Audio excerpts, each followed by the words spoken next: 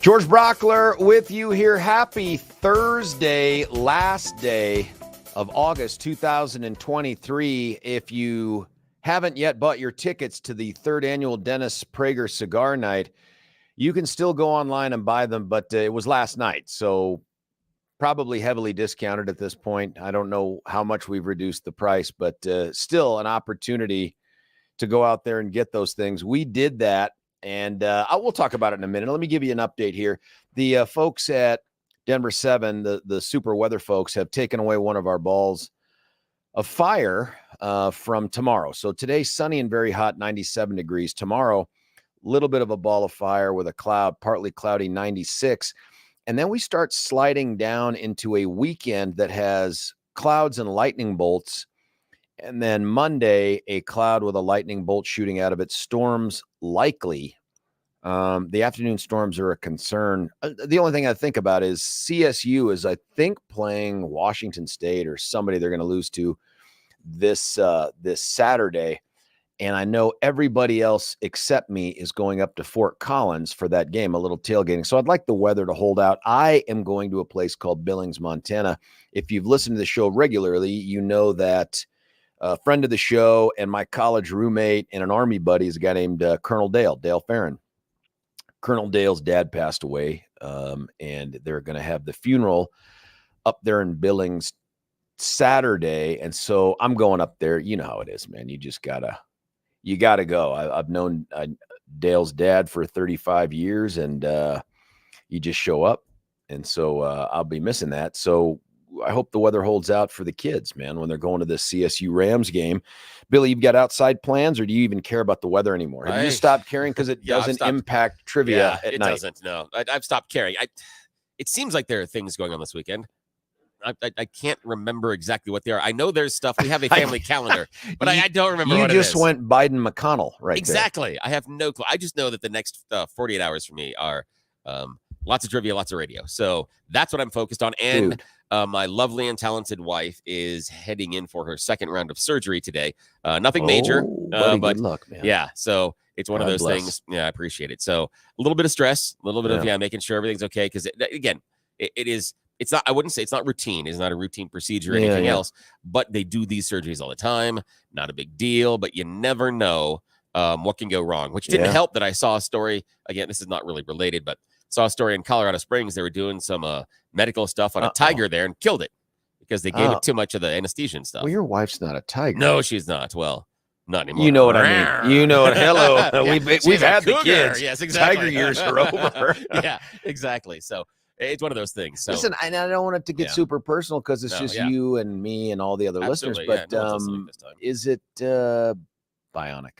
Yeah, hopefully. Is it about going bionic? Yes. Because she's doing the Jamie Summers thing. The problem that I have is she's going to be able to whip my ass. It's even going to be again. More, exactly. It's going to be more embarrassing. I just like the idea that if somebody loses a ball up in the gutter, she can just jump up on the roof, from the ground. Like, exactly.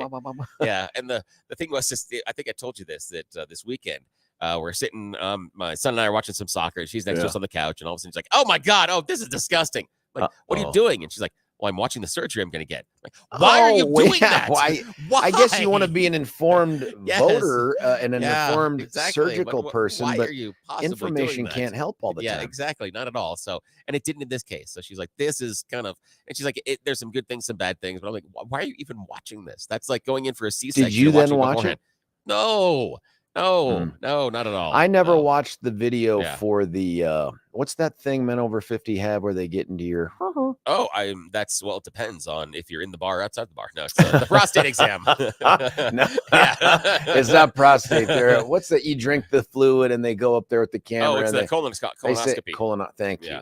Yeah. Thank you. Yeah. No, I think the bar thing was right, actually. Exactly. That's what it is. It is where they go up there and I'm sure when you're passed out, they're like, smile. Yeah, exactly. And they're commenting on your lack of personal hygiene and who, what dude gets a bleaching, and they're all sorts of things. They use the markers to draw faces on your butt cheeks when they get talk. At least that's what I might do. Hello. Yes. Anyone have a breath? Yes, exactly.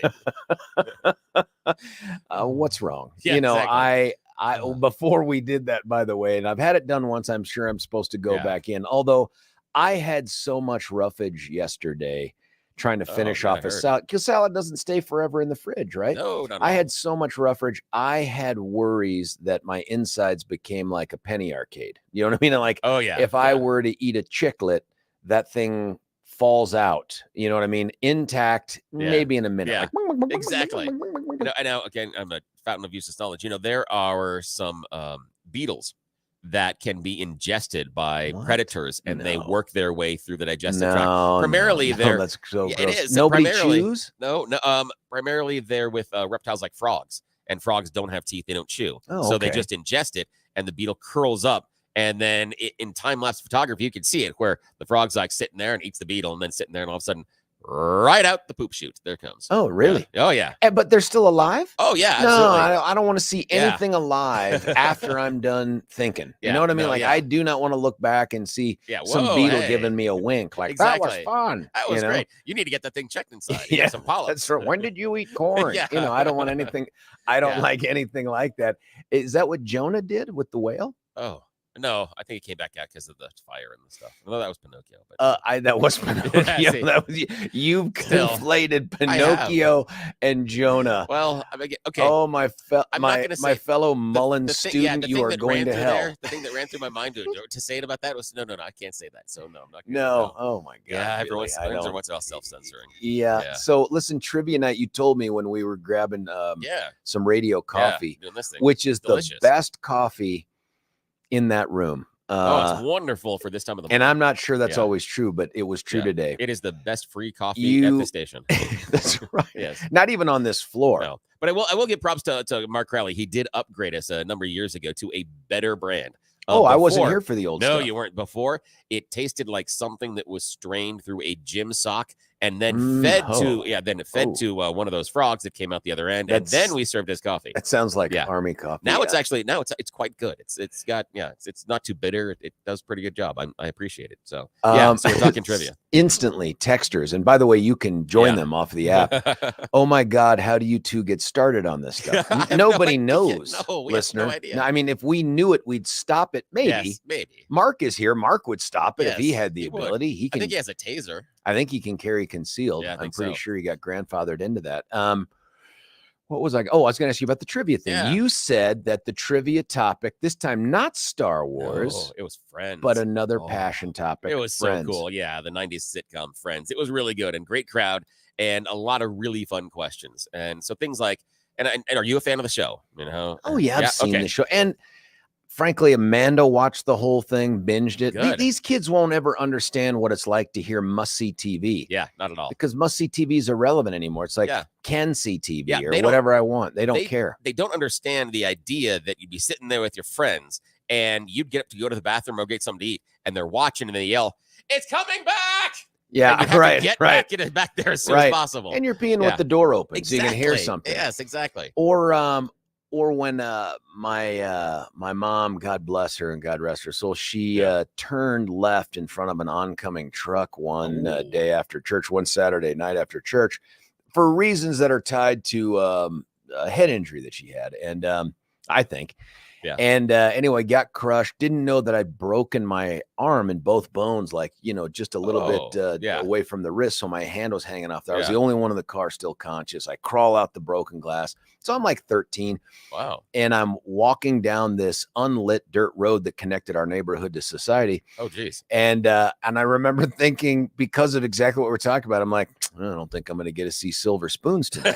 You know what I mean? Like, it was the most bizarre thought. And then I'm like, pretty sure my friend can't come over and spend the night either. As I'm holding my arm dangling. Yes. And then I'm halfway down this road. I'm like, where am I going? Yeah. Like, I'm not walking home. That may be the most 13-year-old thing that I've ever heard. It was so stupid. Arm broken, gonna miss TV. This and then is gonna suck. I walk back and there's all the, the first responders are there and all. And I just remember thinking, anyway, that's it for Saturday. I'm not even going to see Different Strokes. I'm not going to see Different Strokes. That was a given. Yeah, but Silver Spoons. Would I be back in time for Silver Spoons? No, it turns out no. Sorry, Ricky. Sucks. Yeah, that didn't happen. Let's see. With Friends, first season, Ross had a pet monkey. What was the monkey's name? It was. Begins with an M. Begins with an M. Yeah. Now these are multiple choice. We're in the bar, so it's a much easier. It's multiple choice. Yeah, much easier. There are a couple. That it was Maximilian. No, Marcel for Marcel Marceau. Yeah.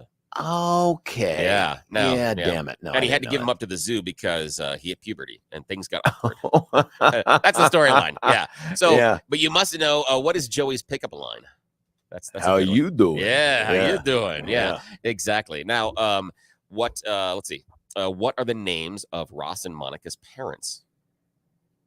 Oh, Elliot Gould. Yeah. Yeah. You know the actor and actress. Yeah. Yeah. Yeah. They both start with a J. Oh, damn it. And it is the boy's name when Monica and Chandler adopt twins at the end of the series. It's the boy's name they choose as an honor to dad. Joaquin. It's Jack and Judy. Jack and Judy. Yeah. I almost said Jack, and I thought too pedestrian. Yeah, it is. You know what I mean? Yeah, but there's some deeper ones, like what is Chandler Bing's middle name? Nelson. Muriel. Oh my God. I know. Oh yes, it's Muriel. Oh. Yeah. Now when Chandler's dad gets divorced and decides to, and this is kind of fun, we forget about this one. He becomes a drag queen and goes and starts performing in Vegas. Chandler's dad gets divorced and becomes a drag queen and performs in Vegas. So topical. Do you remember the name of the show that he performs in? It's got to be Birdcage. No, Viva Las Vegas. No. Yes. Yeah. And then what is his performance name on stage? I don't know, man. Keep Helena going. Handbasket. Yeah. Which is great. Okay, this is one that many people know even in passing. So there's an instance where now we don't see it, but it's a story from back in the day where they're talking about it. They're on the beach and Monica gets stung by a jellyfish. Who saves her life by peeing on her leg? Yeah, I'm pretty sure it was Chandler. Yes, because Joey got stage fright. Yeah, that's Joey right. tried first and he got stage fright. Yeah. What is Phoebe's actual occupation? We know her for her musical talents, but what does she really do to make money? You mean Stinky Cat was not Smelly Cat? Smelly Cat. Yeah. Sorry, Smelly Cat was not. No. She is a receptionist at a dental place. She's a masseuse. She's a masseuse. Yeah. At a dentist place. No, so that's So it was a lot of fun. I had a lot of fun last night. Don't make me go rewatch those. I mean, I enjoyed it, but now I feel like, man, what didn't I pay attention to? Yeah, there's some really fun ones. There's some great questions. How many times did Ross get divorced? Well, he had the lesbian wife. Yeah, that's number one. Twice. 3. What? Who's the third? Yeah, gets divorced 3 times. It's the first one. He does lesbian wife, and then Rachel, and then the other gal, Emily. Yeah, yep. The English gal. Totally forgot about the English gal. Yeah, where he says Rachel when they are doing their vows. Oh, yeah. Wait a minute. Yeah. But okay. That's the one there. It's clearly I'm going to have to go back. Okay, now this is a 50-50 shot. True or false? Rachel kisses all of her friends over the course of the series, both male and female. I want it to be true. It is. Okay, well, there you go. Bam. Yeah, it is. So, yeah, little things like that. So it's a lot of fun. We had a lot of fun. There were lots of teams came out. I wonder if Jennifer forced that into the writing. Maybe. Let's do that. And Gotta do it. And it was Jennifer Aniston had the famous haircut that went. Oh, yeah. Yeah, the Rachel. If you watch into you walk into the. Yeah, that was a big deal. I had it. I did too. It was didn't play well, but it highlighted my cheekbones. It was kind of nice. It fell nicely around my shoulders. It was usually just a conversation starter. Yeah, it was. Like people would come up and be like, Friends fan? Yeah, Friends fan. And I'm like, absolutely. Yes, exactly. That's right. That was back, the underwear I'm wearing. That was back before Chandler got into the drugs, man, or something like that. Did you see the reunion? Yes, I did. And that was fun. It was fun, except you could tell Chandler he just wasn't himself. He just wasn't the same guy. Like there was something wrong. And every once in a while he'd get to say something. He had an interesting smile. I don't know if those were his real teeth or something going on there. It wasn't quite Ross teeth, like when they glowed in the dark, but there was something going on there. I felt bad for him. Everybody else seemed great. Oh yeah, and Joey was like everybody's uncle. He was just like hanging out. It was fun. So yeah, but that other one was super interesting. I didn't know what was going on there. Weekend plans, you don't have any idea. You still don't know what you're doing. Yeah, again, as I tell everybody, I am not on the planning committee. I'm on the transportation committee. So I always miss those meetings as far as what is going on. So I will find out. It will be a surprise to both listeners and myself as far as what happens over the weekend. Let me then just quickly recap. Last night was huge success for the 3rd annual Dennis Prager Cigar Night. I had the honor of sitting up on the stage with DP there while he sucked down on a cigar and answered my questions. And honestly, I think it was a woman that was there purportedly was Stefan. I'm not really sure that was a figment of my imagination or not, because, Stefan, who, by the way, complained a little jokingly about the fact that I've referenced him transitioning to be a man.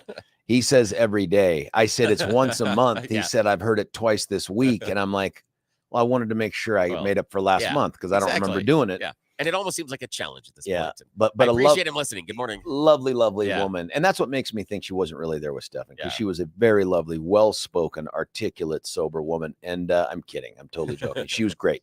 And I get off the stage and she said, hey, I was keeping track. You got to say 152 words. And I'm like, oh, that's about 50 words more than I thought I would. But the first question was pornography. Ooh. 20 minutes later, we were wrapping up the first question. No joke. And it was a great answer. I mean, there's so much background, so much stuff.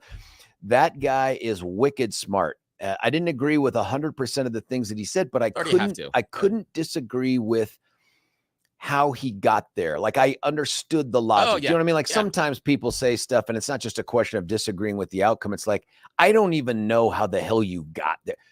I could totally see the rationale and what he went through. That's one of the things that I admire the most about Prager. Like you, don't always agree with him, but I do admire the logic that he uses to get there, and I appreciate how he lays it out. And so I do like the fact that he is intellectual on thinking about it and getting to a place. We may disagree on where that final destination is, and that's okay, and it doesn't happen very often. But I do really like how he thinks. He here's an example. He talked about when someone asked him a question that touched on election integrity stuff. And I think, by the way, the old YouTubes would have turned us off right after I said that, but we're still on. And he said, I feel about it the way you do based on your question, all that other stuff. And he said, but listen, part of the analysis for me is, do I think that the Democrats would cheat?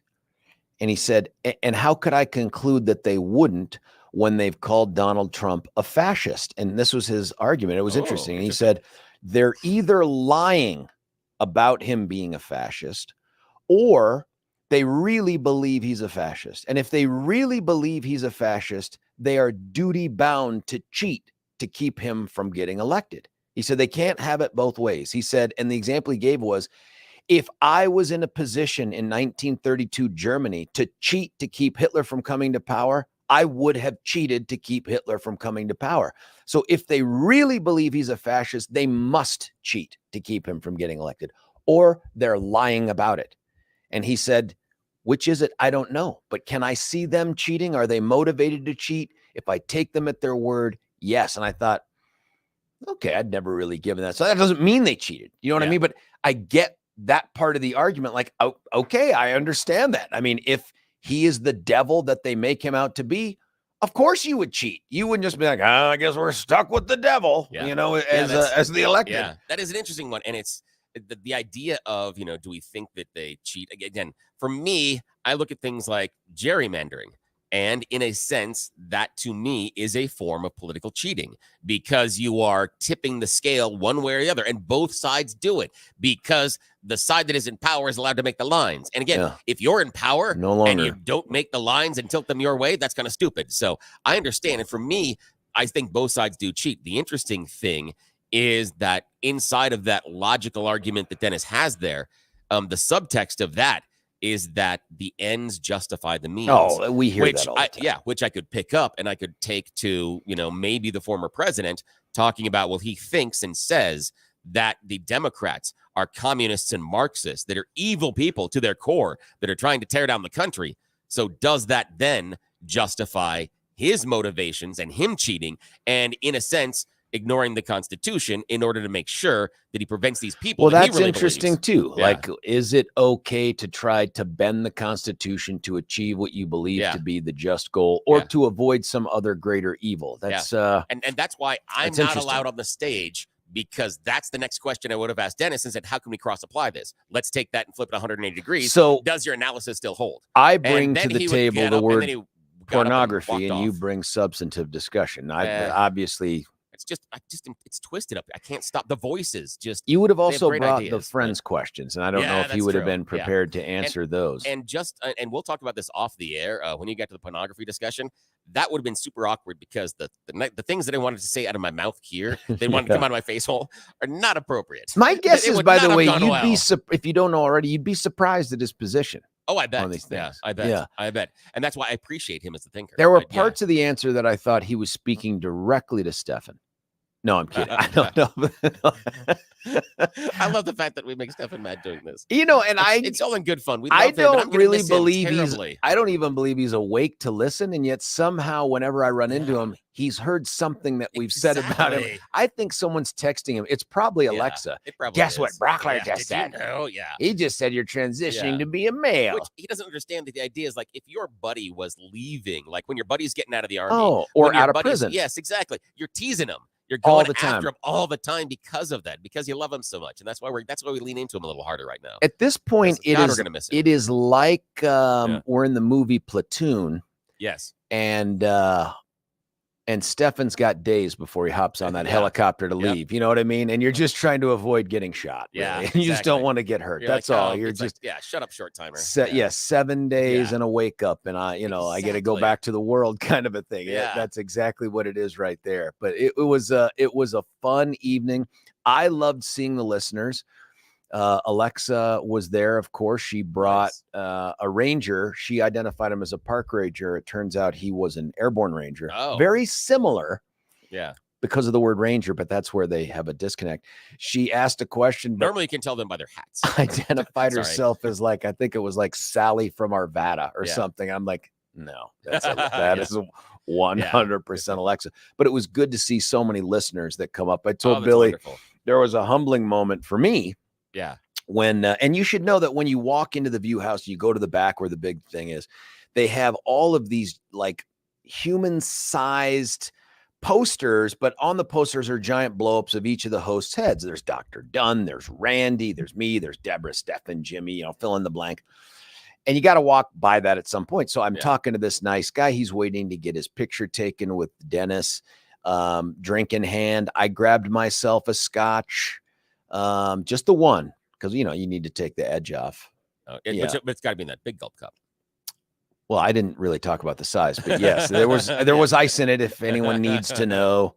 Yeah, 2 cubes. And we're talking, and I'm like, oh, what do you do? It turns out, dude went to Cherry Creek High School, and I'm like, oh man, you were one of the rich kids. At first you always do the same thing, like never heard of it. Same thing you do with Harvard, Princeton, and Yale. If anybody ever tells you you're from those schools, you do that thing with your face where you're like, is that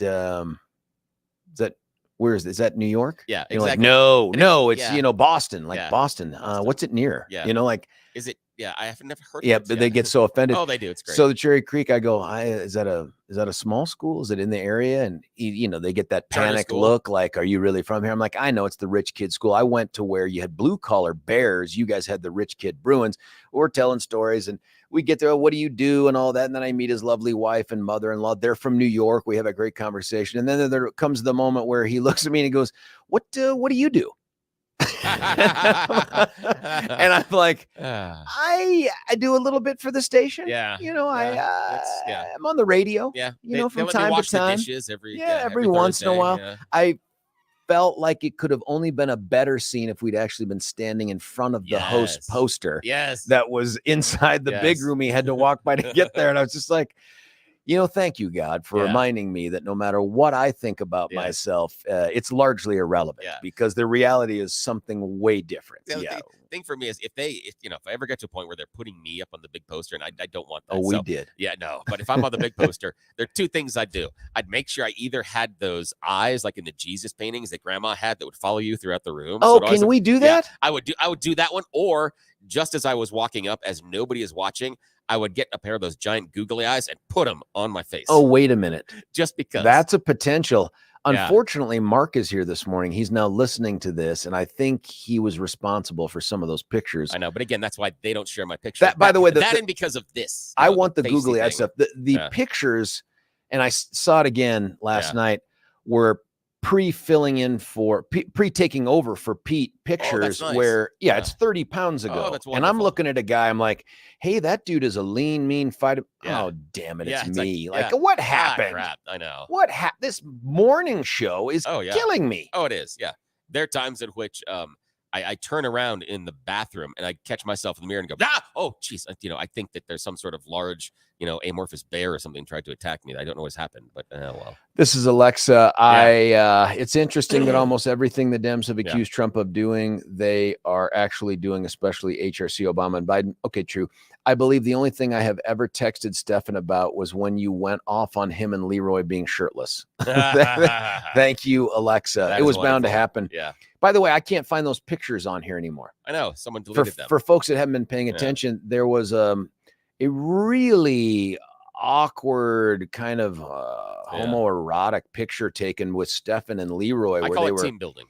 It was some kind of building, and they were they take a picture right here in the studio.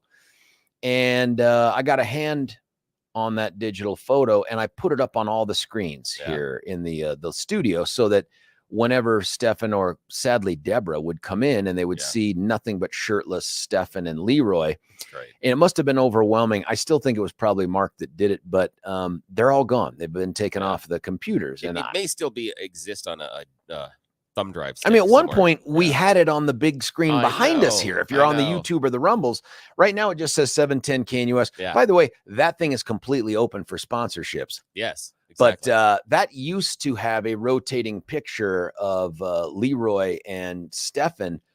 And I know this term has been used in other contexts. We had people that reached out to us and said, thank you, I've been scared straight. And I don't know. Yes. A couple people said it helped them lose several pounds because they couldn't eat in the morning anymore. We appreciate that. A couple went, Oedipus and gouged their own eyes out after seeing something like that. But by and large, it was mostly all positive. In good fun, mostly positive. I mean, I'm sure there's some therapy bills waiting to be delivered on the station. Just make sure that you put them in Stefan's name, because I did not take that picture. Oh, no, all I did was expose it to the world. Listen, I don't know how we've taken nothing and turned it into 30 minutes what of has happened. I don't know. It's just but weird. You know what? It's the last day of the month. That's true. September 1 is tomorrow. If we're going to be escorted out of the studio off the air, it's probably today.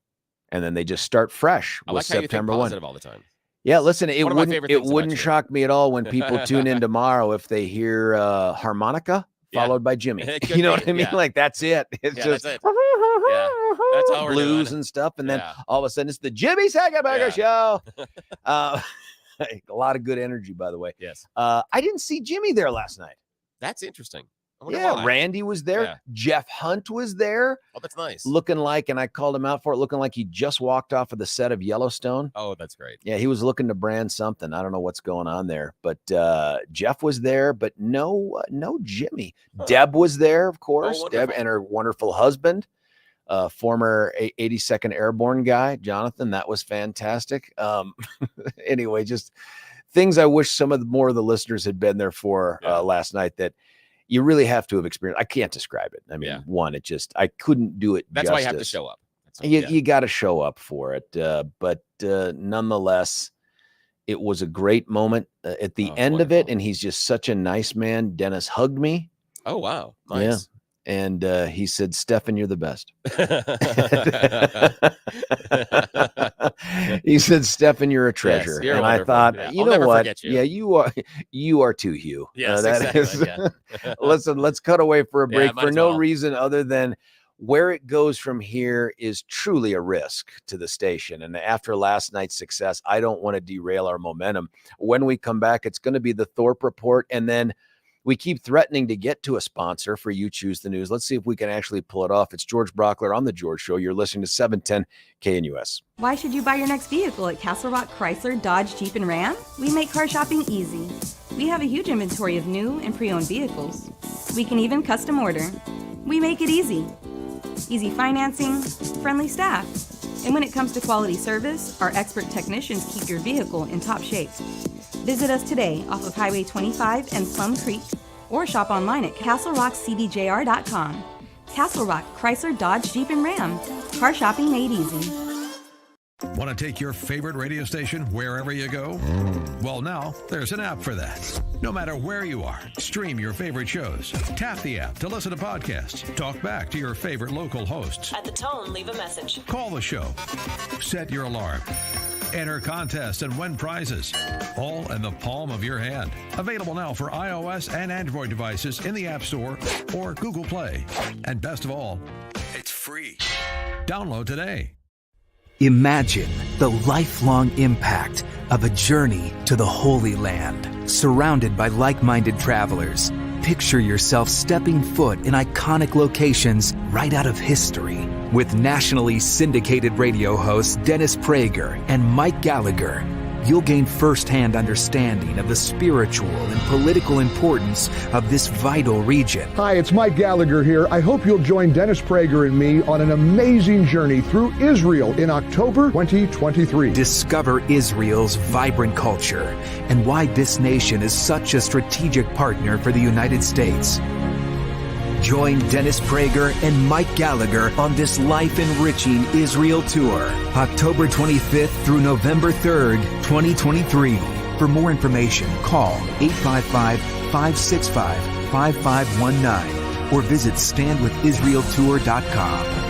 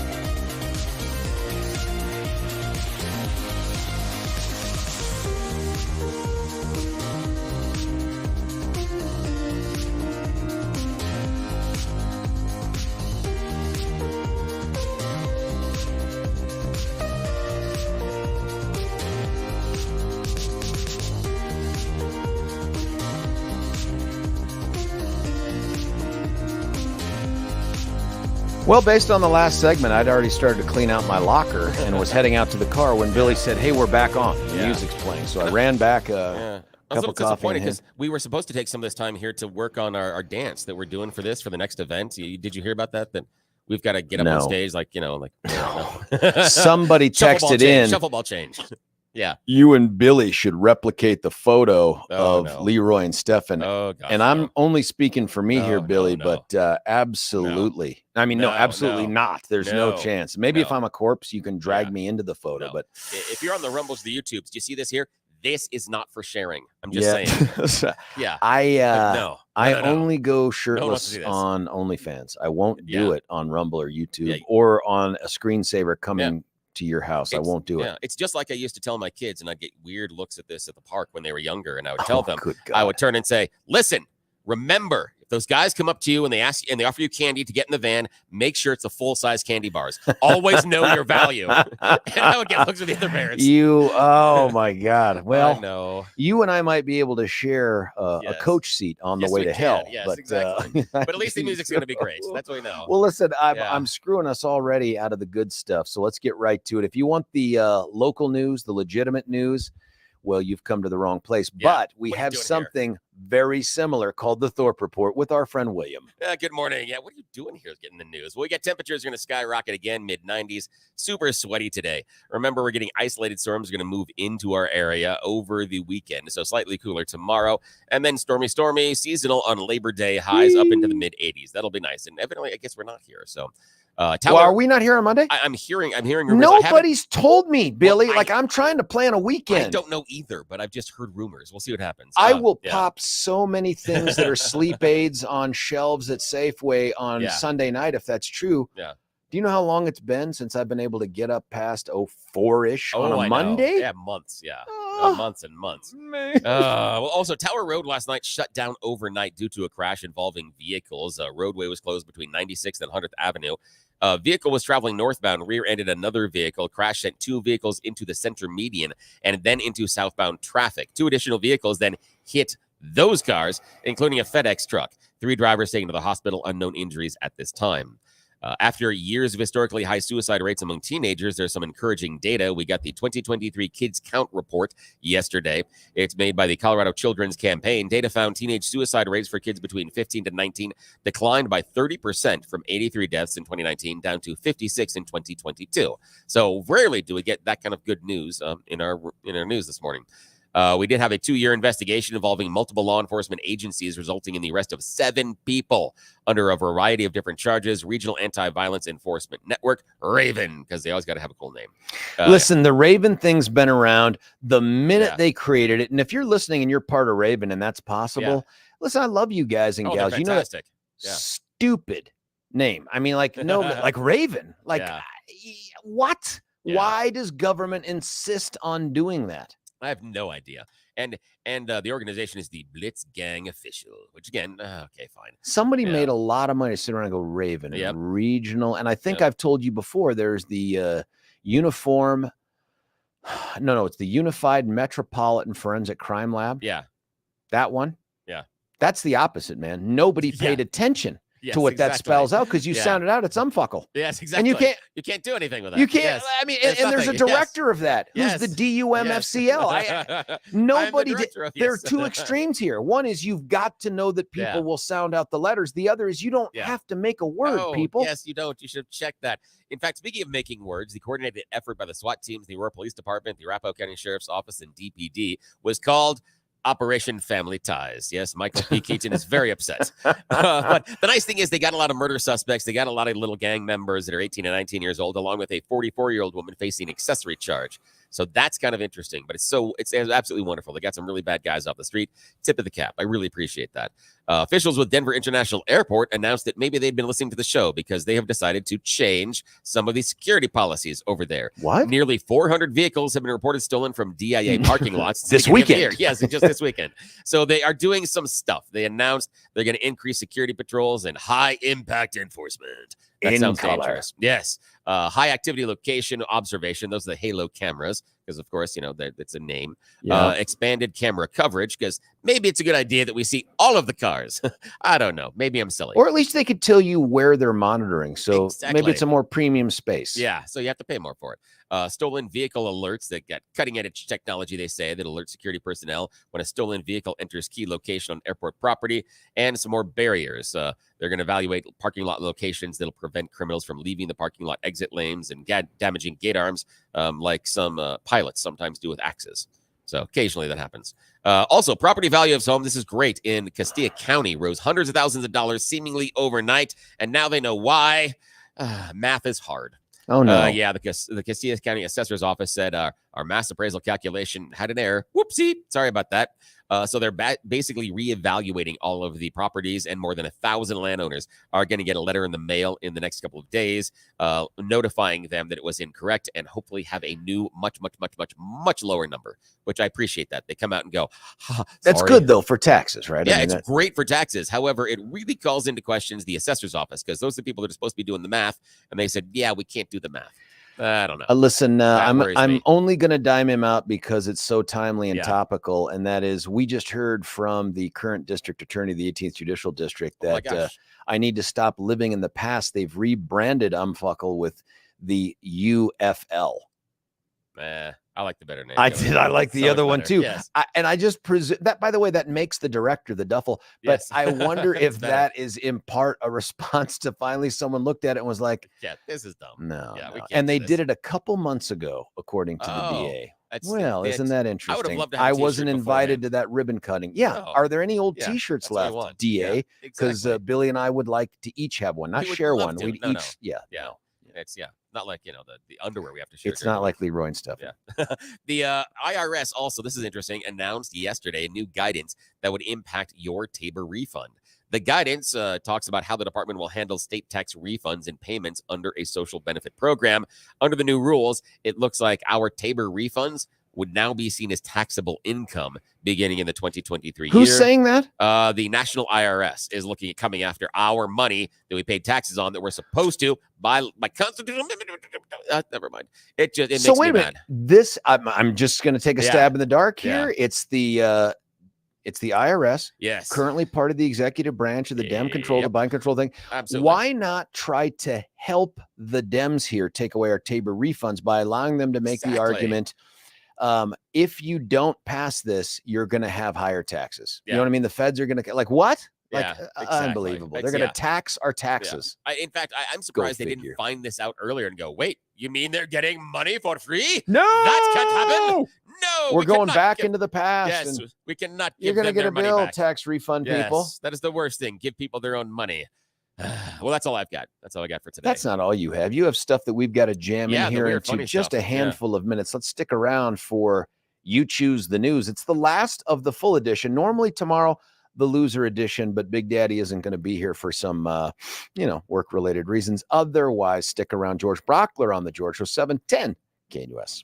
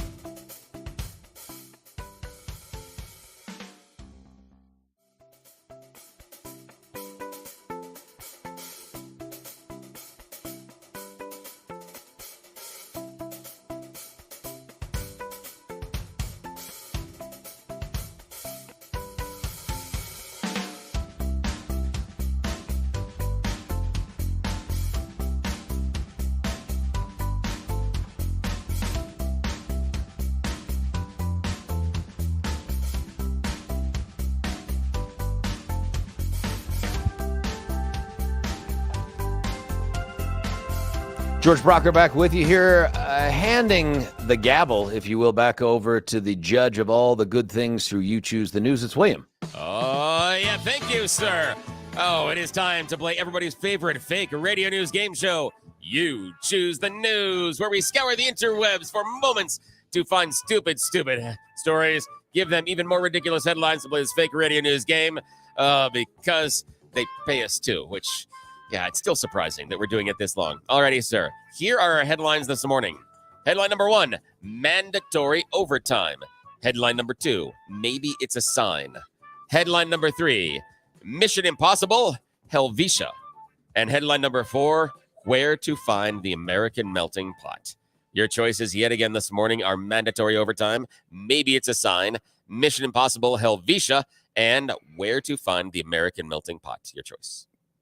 It's my favorite spice, Helvetia. Helvetia. This is Mission Impossible Helvetia version. Wait till Tom Cruise hears about this one. We're talking about Switzerland right now, and sometimes you have to be an expert climber to challenge this 9,000-foot mountain. It is a level 5, the most difficult and serious climbing adventure you can have, and thieves have taken advantage of it. Now, this particular climbing route is maintained by a local climbing club.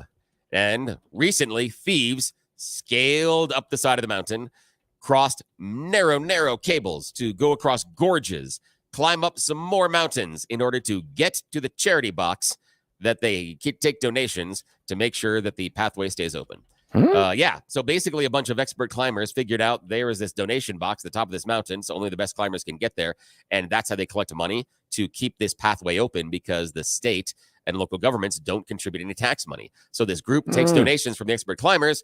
Someone who's an expert climber got his buddies together, and they pulled a Mission Impossible and went up there and smashed the donation box, because that's charitable. Yeah, that's wonderful. Lovely. Yeah.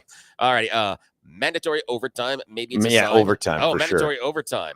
Now, this is a manager in London that is going to be fined $800,000. And the business as well, because they had some mandatory overtime for a particular employee because he was locked in a freezer for 2.5 hours. Yes, the employee was wearing only jeans and a T-shirt and was closed in the walk-in freezer inside the business for over 2 hours. They investigated the incident, and they said normally the temperature is set around 18 Celsius, but that year it was actually a little bit lower at the time, and she was eventually found in a state of distress by a colleague who opened it up and found, hey, wait a minute, you're not supposed to be in here. So, yeah, they got fined £800,000 because of they locked someone accidentally in a freezer. So, who hasn't that's not done cool. that? I know Who who hasn't done Yeah, that? exactly. It's you take care of problems that way. Alrighty, so your final choice this morning. Maybe it's a sign, or where to find the American melting pot. Maybe it's a sign. Maybe it is a sign. Who knows? Maybe Florida Governor Ron DeSantis should take a gander up in the sky and see if the big man really wants him to be running for the highest office in the land. Why? Because during Hurricane Idalia, a 100-year-old oak tree fell on the governor's mansion in Tallahassee, Florida.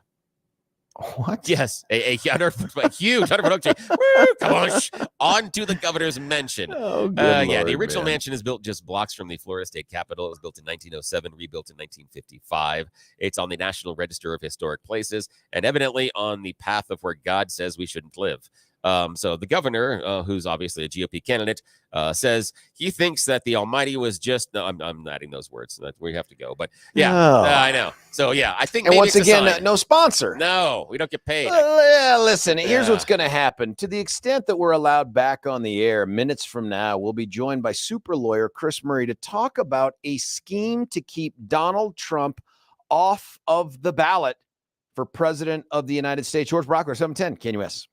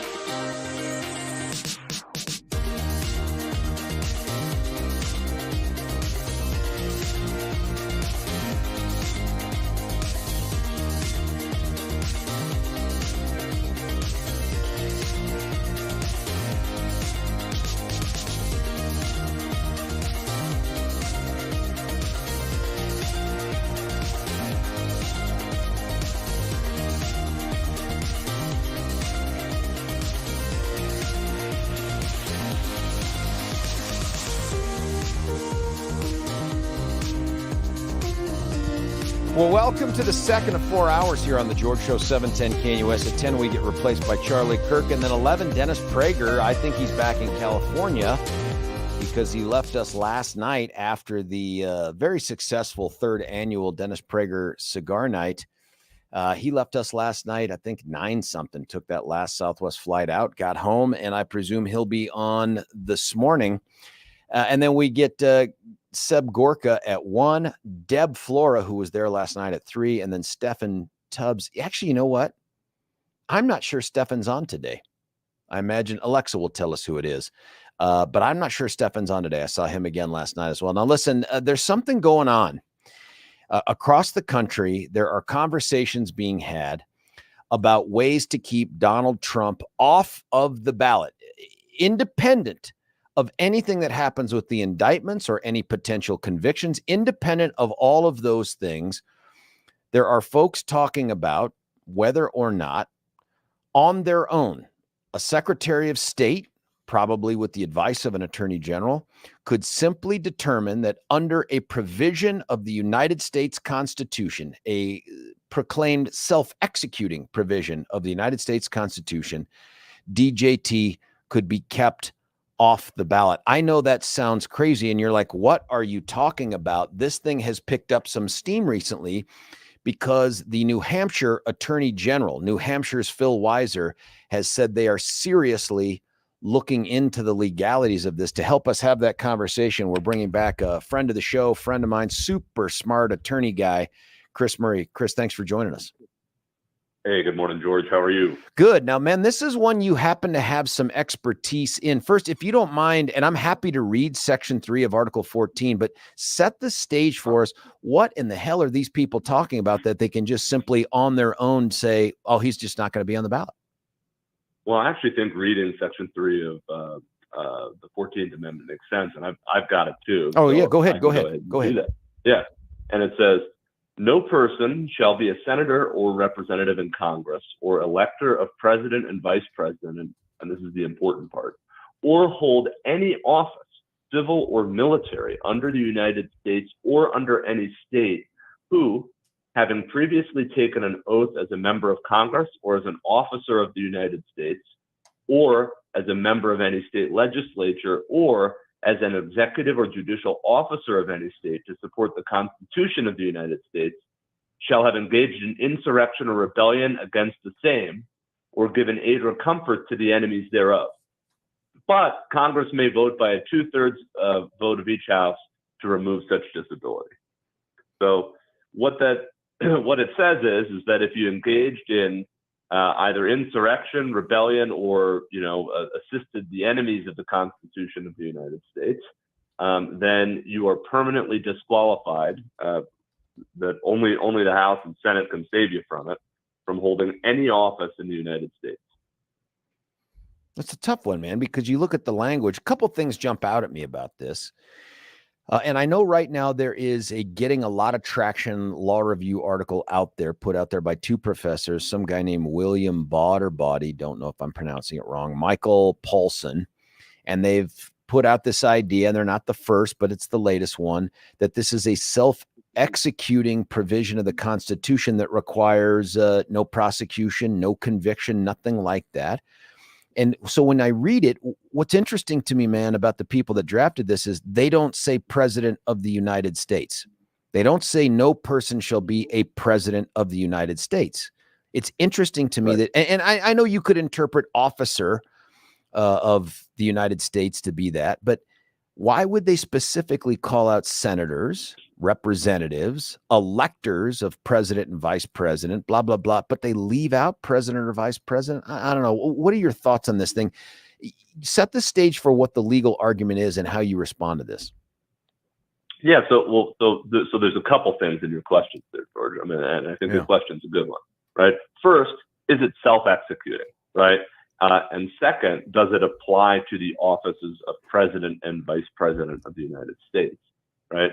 So let's talk about the self-executing piece first, because this is the part where I've got to say I really disagree with the professors that you just mentioned, because I would encourage your listeners to go to Section 5 of the 14th Amendment, right? So we just talked about Section 3. This is known as the disqualification clause of the 14th Amendment. Section 5 is a lot shorter, and it says simply, the Congress shall have the power to enforce by appropriate legislation the provisions of this article. So that says it's not self-executing, right? That Congress is the entity that has to pass laws, just like with any other part of the Constitution, or just about any other part of the Constitution, to make sure that this will be enforced. And in fact, you mentioned that I've got some expertise with this. I mean, our Democratic friends actually tried to use this clause to disqualify several Republican members of Congress and senators from office last cycle. One of those is a guy from Wisconsin by the name of Ron Johnson, who was reelected to the Senate. Yep. Yeah, Ron Johnson, exactly. He was reelected to the Senate, much to the Democrats' chagrin, last November. And they brought one of these suits against him and a couple other members of Wisconsin's congressional delegation, basically alleging that because they asked some questions about the results of the 2020 presidential election, that they were giving encouragement and aid to insurrection. Did they cite any specific instance of insurrection or rebellion, or was the questioning of that the actual insurrection or rebellion? It was the engaging in questioning during the Congress's certification of the result. Was for Ron John, that was the allegation. For a couple of the members of Congress, they also had these allegations, like you've heard, relating to Congresswoman Boebert, that they, gave the wrong people tours of the Capitol on the wrong day. So they must have been helping them get ready to storm it. But that was the substance of the allegations. And we represented Senator Johnson in that case and won a dismissal of the case. And one of the arguments that carried the day was, hey, actually, Congress has passed laws before to enforce the disqualification clause. They did it after the Civil War. No, that's true. And by the way, unsurprisingly, right, that would be a time to do it. And they had since repealed all those laws. And in fact, in the 2020 Congress, or 2021 Congress, they considered legislation to begin enforcing this again, and it was rejected. So our argument was it's not self-executing. Section 5 says Congress has to pass a law. Congress hasn't passed any law. So until they do, right, there's nothing to be done about this.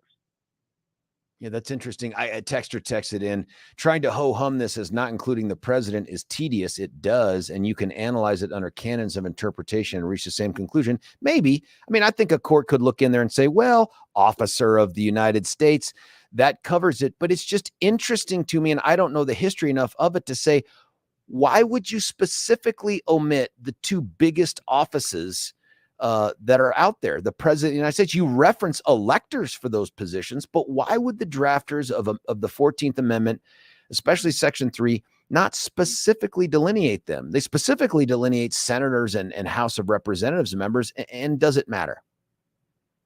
Yeah, I mean, so I'll say that in general, I mean, I don't think it's a ho-humming type question. I'll disagree with your texter there, but I will say that I tend to agree that I think that any officer of the United States, right, or any office, civil or military under the United States, has to include the office of the presidency and the vice presidency. I mean, I see it too, and there's smart folks who say, well, maybe any office doesn't include the top two offices because they don't spell it out there, right? But it's just a weird omission. It's just weird. Yeah. Yeah, I mean, it is kind of, except that I guess I hate to say this, but back in the 19th century, I feel like people took the English language a little bit more seriously, right? And when you said any office, I think anybody would have understood that to mean anybody holding any executive authority, right, under Article 2 of the Constitution of the United States, and that would include the presidency or vice presidency. I'll just say that I think that is not sort of the the winning argument for whether this applies or not. I think that self-executing provision matters, that argument, because if it's self-executing, it empowers. This is where I kind of wanted to go with the conversation is, if you take that legal argument to its natural end, could Jenna Griswold, Colorado Secretary of State, kind of sua sponte decide, I'm not putting Lauren Boebert on the ballot. I'm not putting Donald Trump on the ballot because I have determined, using powers that I possess, that they engaged in insurrection or rebellion? I mean, so the answer is yes. I will say, because, George, as I've said before, you've got some of the smartest listeners in radio, right? I'll remind them that I'll remind them that, there is another argument when it comes to members of Congress, right? And that is under Article 1 of the Constitution, which covers the Congress. Only the House of Representatives and the Senate may determine the qualifications of their members, right? So when it comes to, say, Lauren Boebert, I think there's another argument there that, especially where Congress hasn't passed the law on this, by saying, well, I'm not going to put Lauren Boebert on the ballot for Congress, Secretary Griswold would essentially be interposing herself into a question of whether or not Congresswoman Boebert is qualified to sit in Congress. And that's a question that can only be determined by the House of Representatives. There's no such qualification determination problem for president. Like, is this sort of the George Santos thing too, where like Congress could have, if there was a different party in power there, voted to expel him as a member or to not seat him because of the allegations of fraud he engaged in? Is it like that?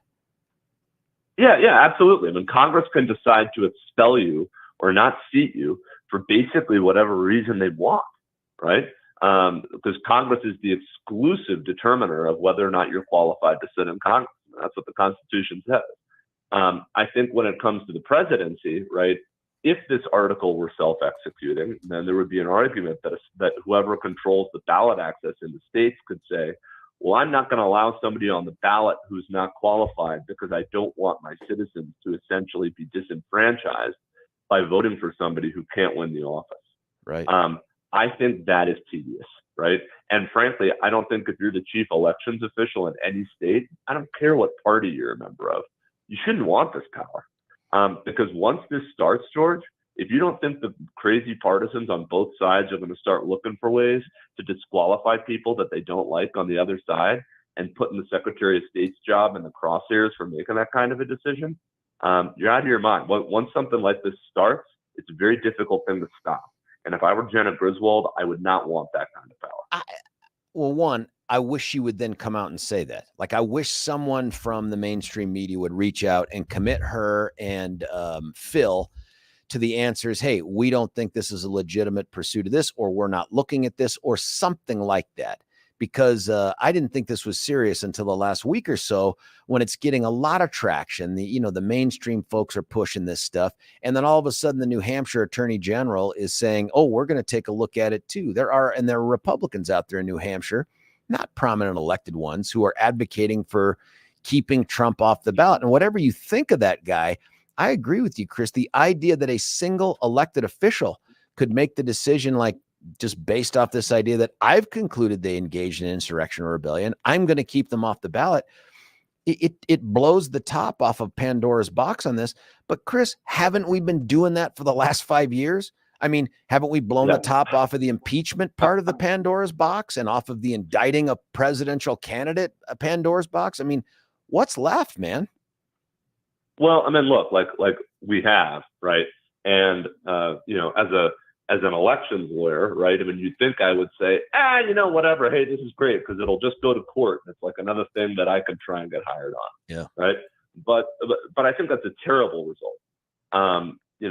Elections are supposed to be decided at the ballot box, right? They're not supposed to be decided in court. They're not supposed to be decided by bureaucrats. And, if you've got, it would be one thing if Congress passed a law that said, in the case of the office of president, right, or the office of elector for president, right, which, by the way, this is how the secretaries of state would actually keep the name off the ballot, is they'd say the name Donald Trump, right, actually is just a stand-in for a vote for presidential electors. And so that's how we're going to keep these people off. But really, if Congress passed a law giving that powers to secretaries of state, so be it, right? That would be a terrible law. It would be incredibly unwise for the health of the country. But Section 5 of the 14th Amendment says Congress can do that. But our Democratic friends held Congress for 2 years after 2020, right? They had the presidency as well. If they were really worried about this, right, and they wanted to do something about it, they could have passed a law to do this, right? They did not. They considered laws like this. They did not do it. And so for some Secretary of State to arrogate the power to themselves, they may think that they're doing something courageous or worthwhile in the moment. History won't look kindly on somebody who does that. First off, this must be the product of a better education than I had, because normally I only irrigate my yard once. I'm kidding. The other thing I thought of is, could a particularly partisan Secretary of State in a recently incredibly blue state, and hypothetically, her name was Jenna Griswold or something like that, if we just made up a name, could she simply say, I'm going to do this early enough that my conclusion can be determined in court? So I'm going to become a hero to the left and the Dems. I'm going to say right now, I am not going to certify Donald Trump for the ballot because I'm invoking this Section 3 of Article 14. And with the idea that, yeah, take me to court, force my hand, make the feds get involved in this. This is not something I think the states could weigh in. It'd have to be filed in U.S. District Court. And then I presume it would be on some kind of a rocket docket thing to get up to whoever it is that's going to make the final decision. And even if she were to get crushed by the Supreme Court, it wouldn't matter. She'd be a champion. And by the way, we know that she has no interest in running for any other office, just like Phil Weiser. So why would she do something like that? Is that crazy talk? Unfortunately, it's not crazy talk, especially when when you talk about sort of craven political calculus there. Unfortunately, and I hate to say this, but I mean, unfortunately, that sort of thinking is infecting both sides of the aisle, right? It's like throw whatever, right? Just act, right? Just do stuff. Yeah. If somebody wants to stop me later, fine, but I tried, right? And then, hey, if those courts wanted to stop me, screw it. They're controlled by the bad guys. I'm forgiving student debt. Well, you nailed it, right? I was about to say there's been a lot of stuff like that recently. Sure. And by the way, if you're going to do this, earlier, I guess, is better because it does allow for judicial review. And I'm confident that a court would say, no, you don't have the ability to do this. But the earlier is better in that way, in that you can get judicial review, right? But imagine if that's what it is to run for president, right? A ballot access in the 50 states plus the District of Columbia plus our territories, right, which matter in the primaries.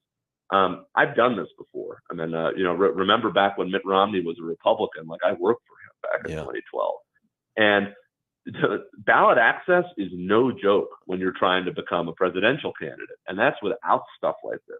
It is incredibly costly. You have to hire a small army of lawyers and political consultants to do it in every state. It is. It stinks.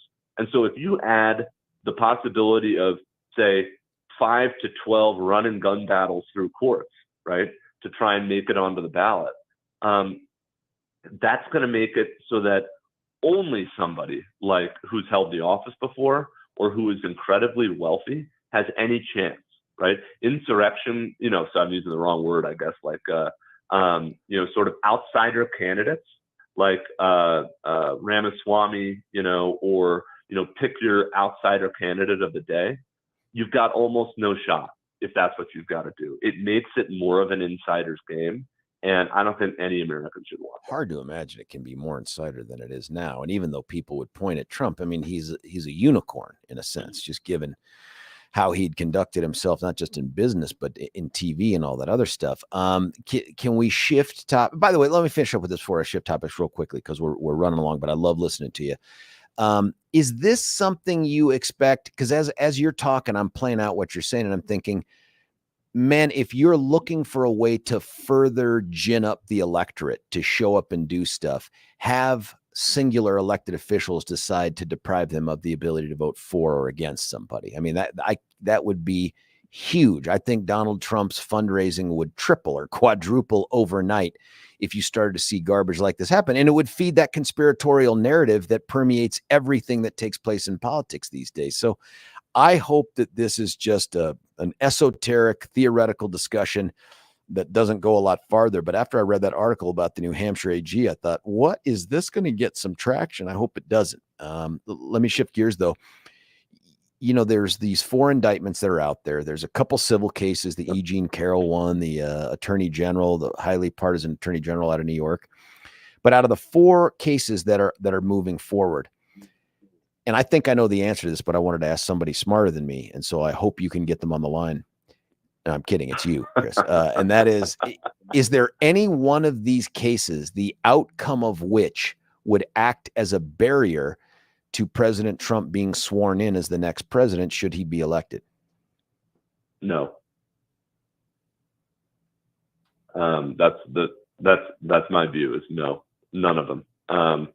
Now that doesn't mean that they might not be a political barrier, right?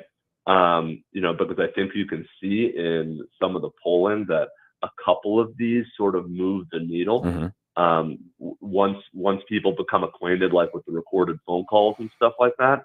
But as a constitutional matter, like eligibility for office, no, because even if you could say that a conviction on any of them amounts to something that would make him impeachable, for example, right? Because it's a high crime, right, or a misdemeanor, right, or treason. Well, that's up to Congress. That doesn't keep him from taking office. Interesting. Is it, I think I also know the answer to this, but I want to get some confirmation here.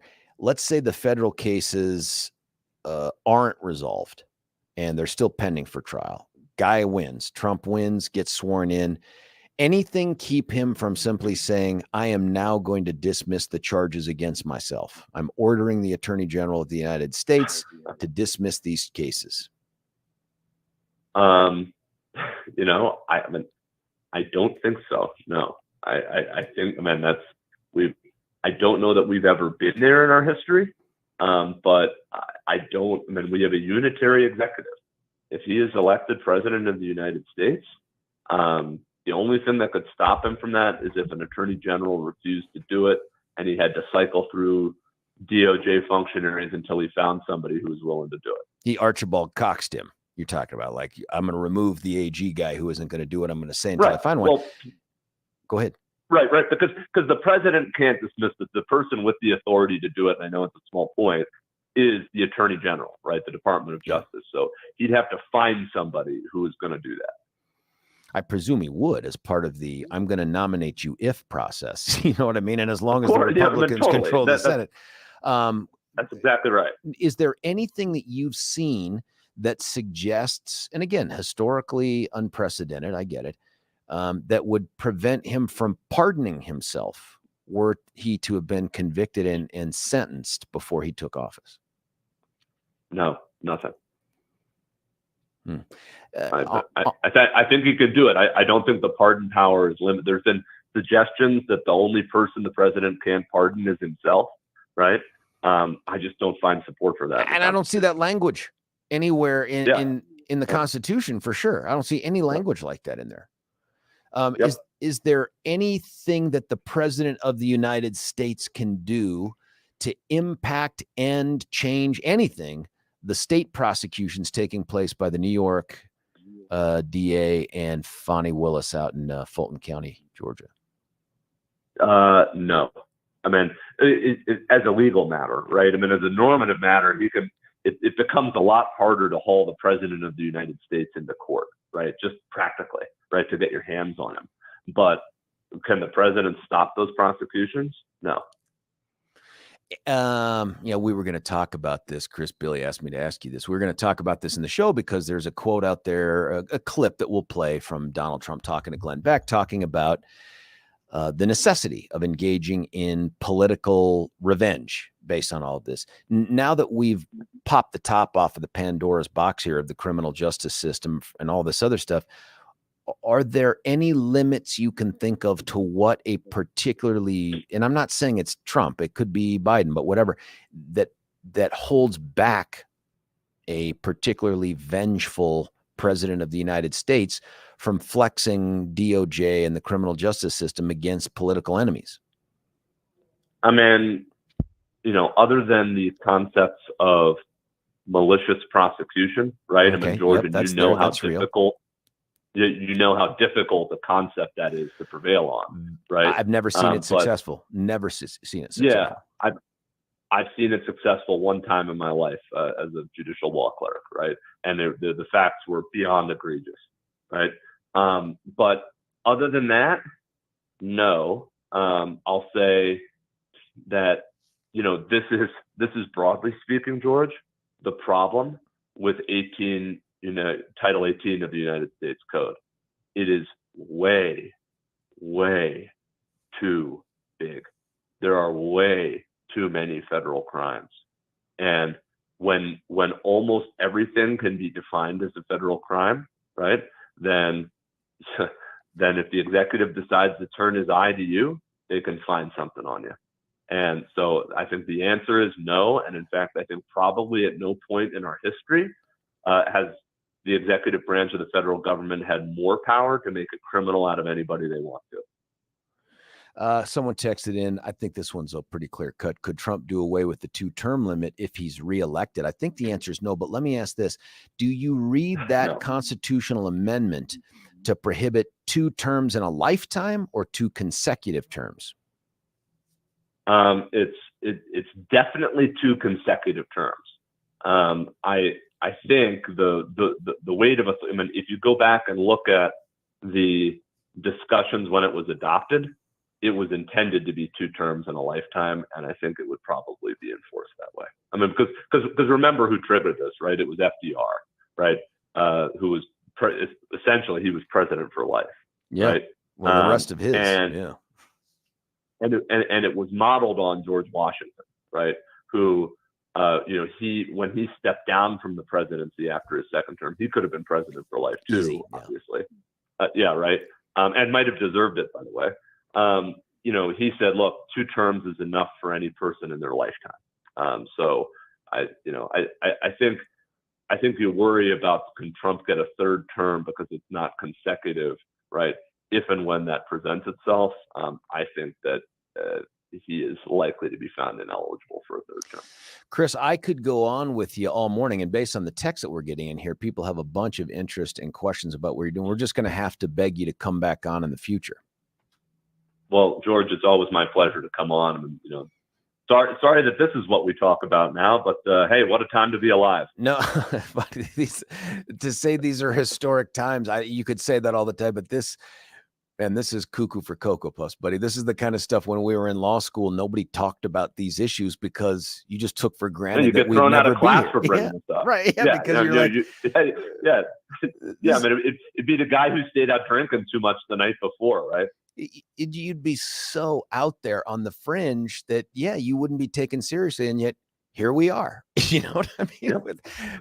Unbelievable. Well, Chris Murray, you're the best, man. Thanks. Have a great weekend, and we will talk with you in the near future.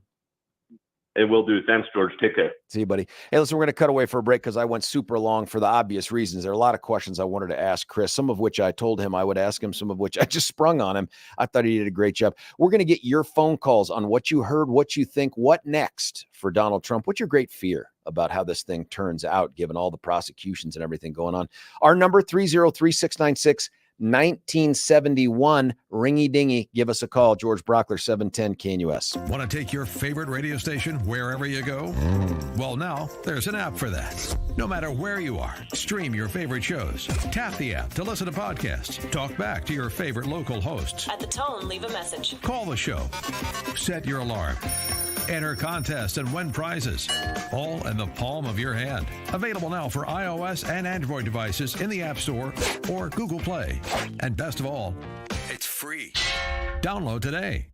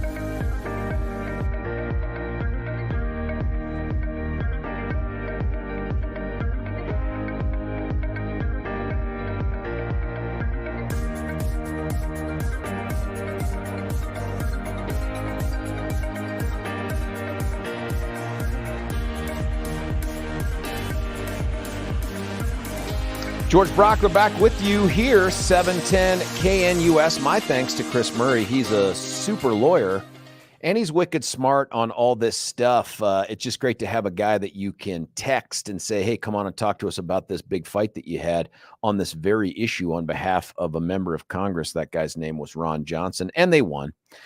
But I'm interested to know what you think about all this stuff, because we're at such an interesting, and I don't want that to sound too diminished, because it's a little scary. It's a lot scary. We're at a place now, 5 years removed, that I just didn't think we could get to. And so this thing that we talked about with the 14th Amendment, Section 3, and if you haven't Googled it, go find it. There are narratives out there. There's legal analysis, all this stuff. But it stands for the proposition that no person shall be, and I'm cutting out all the other words, which is tough, man, because they're specific. I talked to Billy about this off the air.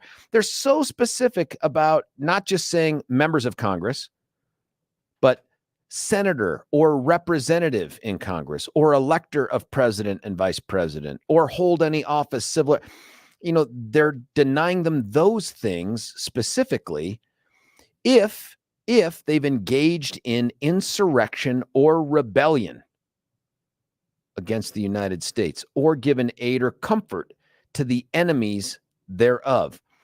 It's just interesting, because we're starting to now hear, and there's a big law review article out there getting a lot of traction, especially with the legacy media folks, a lot of traction out there saying things like, whoa, this means that Trump is ineligible, not because he needs to be convicted of insurrection or rebellion, but because he engaged in it, so saith the secretaries of state.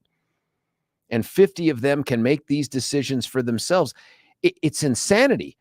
But honest to God, 6 years ago, 7 years ago, if you'd have said, we're going to have a president who spends his entire first term fending off impeachments, multiple, you'd have said, that's dumb. That's not going to happen. I mean, we haven't impeached anyone since Bill Clinton, and that's because he lied under oath, a provable crime. But instead, we've gone through it. And if you said, by the way, there's going to be a former president who's also a candidate for president who, faces 4 separate criminal cases with 90 plus charges that could result in several lifetimes in prison, you'd have said, that's not America. That's not going to happen in America. And yet here we are. And again, without addressing the validity and debating you on, should he have been impeached? And I don't think he should have. And should he been prosecuted on at least 3 out of the 4? I don't think he should have. I don't know, man. This is crazy. So here we are with this argument that Chris is right. If you had brought stuff like this up in law school back in the day, you'd have been laughed out of class. Like, that is so dumb. And now here we are having law review articles on it, legal scholars weighing in support of it, now suggesting that this is it, that you could have some hyper-partisan Secretary of State just make the decision to themselves. I think he engaged in insurrection or rebellion. I'm going to keep him off the ballot. Damn, I don't know. And once that happens, I mean, my God, once we've gotten past the 2 impeachments, let me ask you this, because we're going to get to the topic of revenge here, because it's one that continues to pop up when it comes to one specific candidate, and that's DJT. If Donald Trump had not been impeached twice by the Dems when they were in charge, do you think we would be having conversations at the Kevin McCarthy level, Speaker of the House of Representatives, about impeaching Biden? Not because of the potential of what this could be, because listen, man, if this guy is as corrupt as some of the evidence suggests, and there's this, I don't know if you've seen this article, and Billy, I was going to ask you about this too. Have you seen this latest one where there's now a dumping of an additional like 5,000 emails where Biden hid his identity by using some kind of a pseudonym to avoid, I imagine, searches to give these things. Have you seen that article? Yeah, absolutely. However, this is the fun part is, welcome to the party. That's not new. That's been going on for well over a decade. There were times in which it was talked about as far back as early in the Obama presidency, and even before that certain government actors started using pseudonyms because their regular accounts would get spammed too often. And here's the thing, though, is those accounts do exist, but they still run through a government system. So you can still have all the records of that. The impression that I'm hearing in the media is, oh my God, they've got their own private servers. Holy crap. Yeah. That's not how it works. It is still a government email account. It is still archived. But does it explain why it took so damn long to reveal those emails? No, it didn't, because we knew about this a decade ago. The fact that people are going, oh my God, we just found about it now. No, I'm talking about the specifically the Biden ones. Like, it sounds like they're just recently released. Yeah, but there are a vast number of government officials and members of Congress that do the same thing. So the idea that, oh my God, we just found the Biden ones. Okay, whatever, fine, good, yay, golf clap. Okay, so again, until you can show me that they're using these pseudonyms to conduct nefarious business, don't care. Everybody has been doing it. It is the de rigueur of how they operate. Everybody that is on Democrat and Republican sides of the aisle. But the fact that it is Biden, it's being used, in my opinion, as a rock to throw at the Biden administration, as if, oh my God, we've just discovered something. Like, what was it? I saw something in the last 24 hours that they did a Freedom of Information request about how many times there were conversations between Hunter Biden or Hunter Biden's company and Joe Biden, especially during his vice presidential days. And they're like, oh my God, 800 of these emails. Oh, hair on fire, hair on fire. How many of them discussed business or foreign policy or something related to government business? So far, we can find none of those. Oh, great. Thanks. Appreciate what were they that. about? Meetings, vacation, going to dinner. It was but with normal. Business absolutely. People? No, it was normal communication between the dad and his son. And other things on government servers. Yeah, why not? When I was DA, I didn't use government servers to communicate with my family members. I used Gmail. I know, but again, even if it's on government servers, you need to show me the text of the information that says there was something nefarious. Just because they communicated through government servers, I don't understand why that is not necessarily. Weird. You know what it is? It's lazy. I understand that, because I'll show you this here. Here, watch this thing here. If we're on the Rumbles. Hold on. What are you doing? Don't touch your belt. See these are the two phones I have. One for work, one for home. So I keep them. Same thing. But that's the issue. They're separate. Now I could do the same thing and put them all on this one thing, but no, I keep them separate because I don't want to mix the two. It is a pain in the butt, the fact that I have to carry around two of them all the freaking time. Did we just play the bumper music? You got to keep them separated. Yes, we did. So that's the kind of thing. Perfect. That's for me. I want to know. Show me the evil. Show me the evil. I think the content matters, but to the extent that it is a recently revealed practice of something that's been ongoing, I don't think that provides any cover for anybody that engage in it. I want to see that practice end for eternity. I mean, if you're going to use government servers, they should be for government business. If you're going to use private servers, it should be limited to private. You know where we saw this too was our own ridiculous state legislature. Do you remember that? That what was the claim that Bob Marshall made to try to cover up for his own involvement in this? He and Elizabeth Epps. Remember, they were like, oh my God, they're communicating by WhatsApp and these self-deleting apps.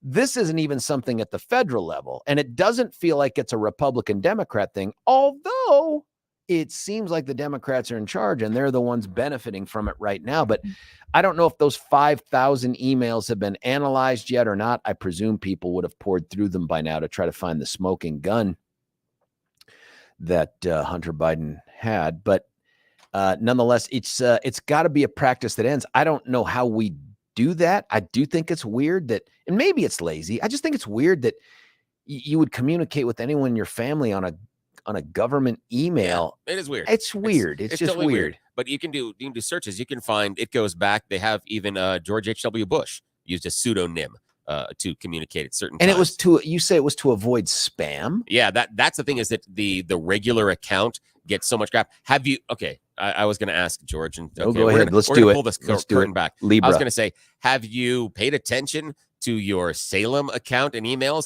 And then I remember, you're trying to out me now to the management, aren't you? You're trying to out me to the management. I stopped myself like, oh no, I know the answer to this. I know how often George checks the his answer is Salem a big email. fat no. Yeah. So that's the idea, is There is a laundry list of crap. Like one of the things we talked about a couple of weeks ago, those CBS bulletins. Oh my God, they're relentless. Yeah, I have a rule that puts them all into a certain folder. I need you to show me how to do that because I delete the hell out of them, and I'm getting like carpal tunnel working my fingers across. And that's the thing that makes me very upset when I hear this. You're absolutely right. It should not happen. We should prevent our officials in government from doing this. However, if the officials in government were just a wee bit more tech savvy, they could understand how to create rules for certain emails and categories. You can have to be. I have an entire list of stuff that doesn't go to my regular email. I just find it hard to believe that these cats aren't surrounded by the very tech savvy dudes and dudettes you're talking about, right? Like, have you been paying attention? Listen, the idea that Joe Biden is working his own email, let alone anything else. I'm skeptical. I know. Exactly. That's why. Am I surprised that Grandpa couldn't figure out how to make a spam folder? No, not surprised at all. And am I surprised that he had to make multiple fake accounts? No, not at all. Because he probably forgot a number of the passwords or got the other one so spammy he had to do something else. Case, not surprised. Can't find protection in the idea that, I didn't know it. I was just being lazy. I don't think he's the one sending these things. And I wonder too if the emails themselves don't serve some other purpose, like to highlight for Hunter and his business partners or whomever. And I'm speculating here that, hey, look at this, man. I got the big guy on the email, Well, of course he did that. Of course, because that's what we knew he was doing with phone calls. But if Biden knows it and lets it happen, that's part of the corruption. Well, no, it's not. Because no, it isn't. Here's the idea. If he's doing that and they're talking about dinner and they're talking about meetings, that's not corruption. If the people that Hunter is doing business with say, oh my God, he talked to Dad about dinner. This is amazing. We have full access. Hey, have a dinner with me and my Ukrainian friend Vlad. Or that's the issue. It's not let's have dinner. We got to find out who it was with and the meetings and all that other stuff. We haven't seen any of that. You'd have to show me. And you have to show me that at those meetings there was business discussed. And that's the issue is we need to, just like we talked about the other day, we have to make sure that when we're connecting the dots, that we're connecting the dots and we're seeing the car rather than the boat. Because sometimes we're skipping some of the dots. As we cut away for a quick break, man, one of the texters, where does Billy get his information? I've heard just the opposite about the emails. They were loaded with inappropriate content. First off, the answer to the first question is Billypedia is where he goes to get it. But it wasn't. No, the stuff about what was contained in the emails this morning, Fox News. Fox News stood there. The guy that was reporting it stood there and said, yeah, we don't have anything nefarious inside of those emails. The 5,000 ones we were just talking about. And I hope that's the right number. Whatever number they did based on the using the pseudonym information. So far I haven't seen anything. And that's where I got the information from. So sounds like Fox News, which is a big left-wing shill, as you know. Let's see what happens. Listen, we've gone long overdue, and that's going to continue to happen as long as we keep getting all these great texts. And Billy's got the info. Oh, my gosh. I do have to read a bunch of texts. I'll come back and get those as well. And you can call in, too. Let's have this conversation. Join it. 303-696-1971, George Brauchler 710, KNUS.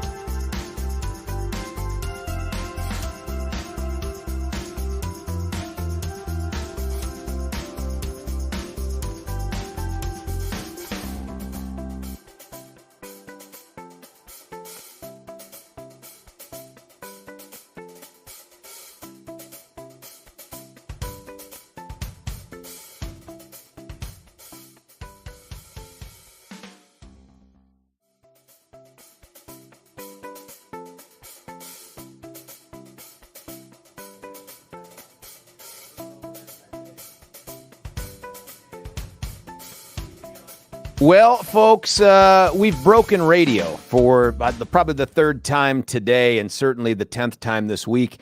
We're going to keep this thing going. Fill up the phones, 303-696-1971, and I'll get you to the text, too. It's George Brauchler, 710 KN. Imagine the lifelong impact of a journey to the Holy Land, surrounded by like-minded travelers. Picture yourself stepping foot in iconic locations right out of history. With nationally syndicated radio hosts Dennis Prager and Mike Gallagher, you'll gain firsthand understanding of the spiritual and political importance of this vital region. Hi, it's Mike Gallagher here. I hope you'll join Dennis Prager and me on an amazing journey through Israel in October 2023. Discover Israel's vibrant culture and why this nation is such a strategic partner for the United States. Join Dennis Prager and Mike Gallagher on this life-enriching Israel tour, October 25th through November 3rd, 2023. For more information, call 855-565-5519 or visit standwithisraeltour.com.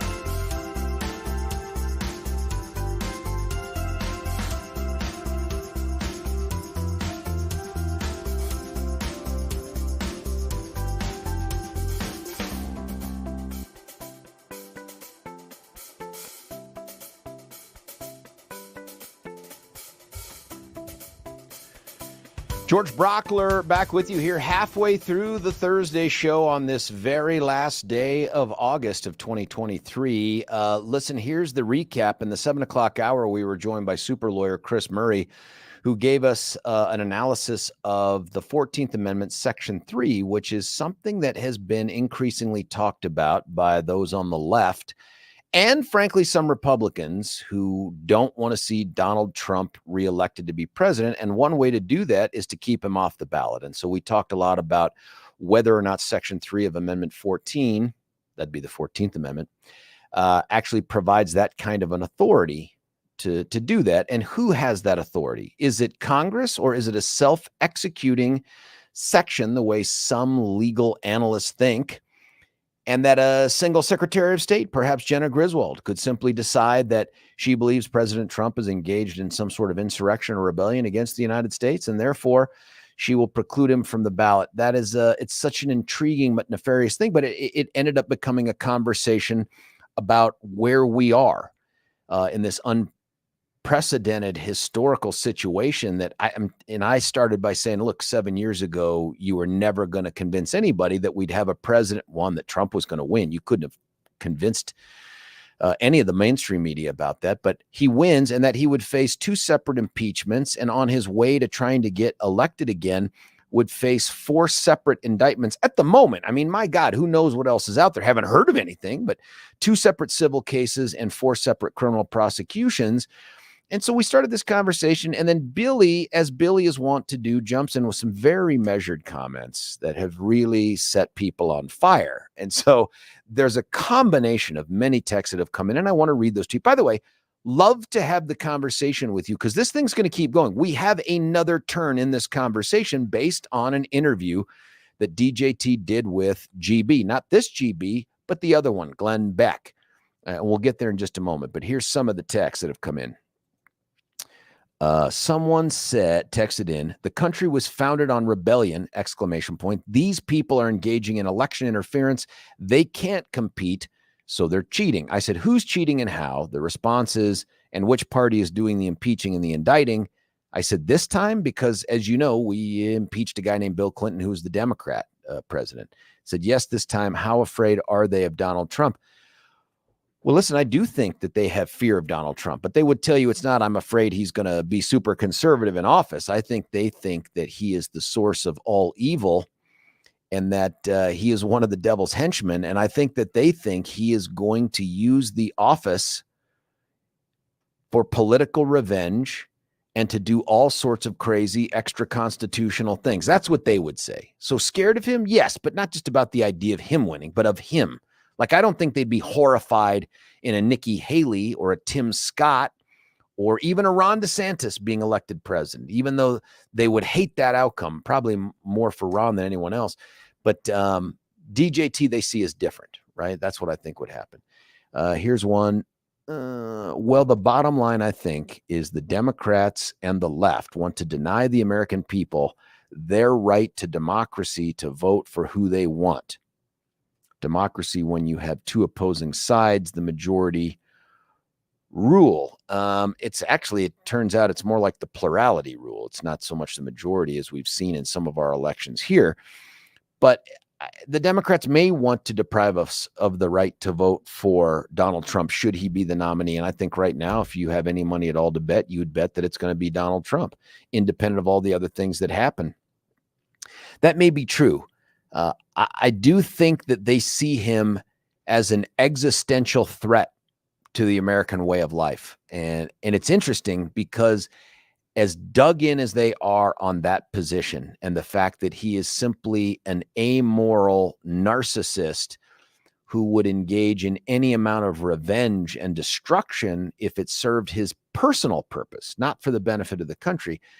As much as they believe that, I think you could even be on the right and agree with some of that stuff. That's how MAGA folks see the Dems. That's how they see Joe Biden as the most corrupt president in the history of the country. At least that's what Trump says.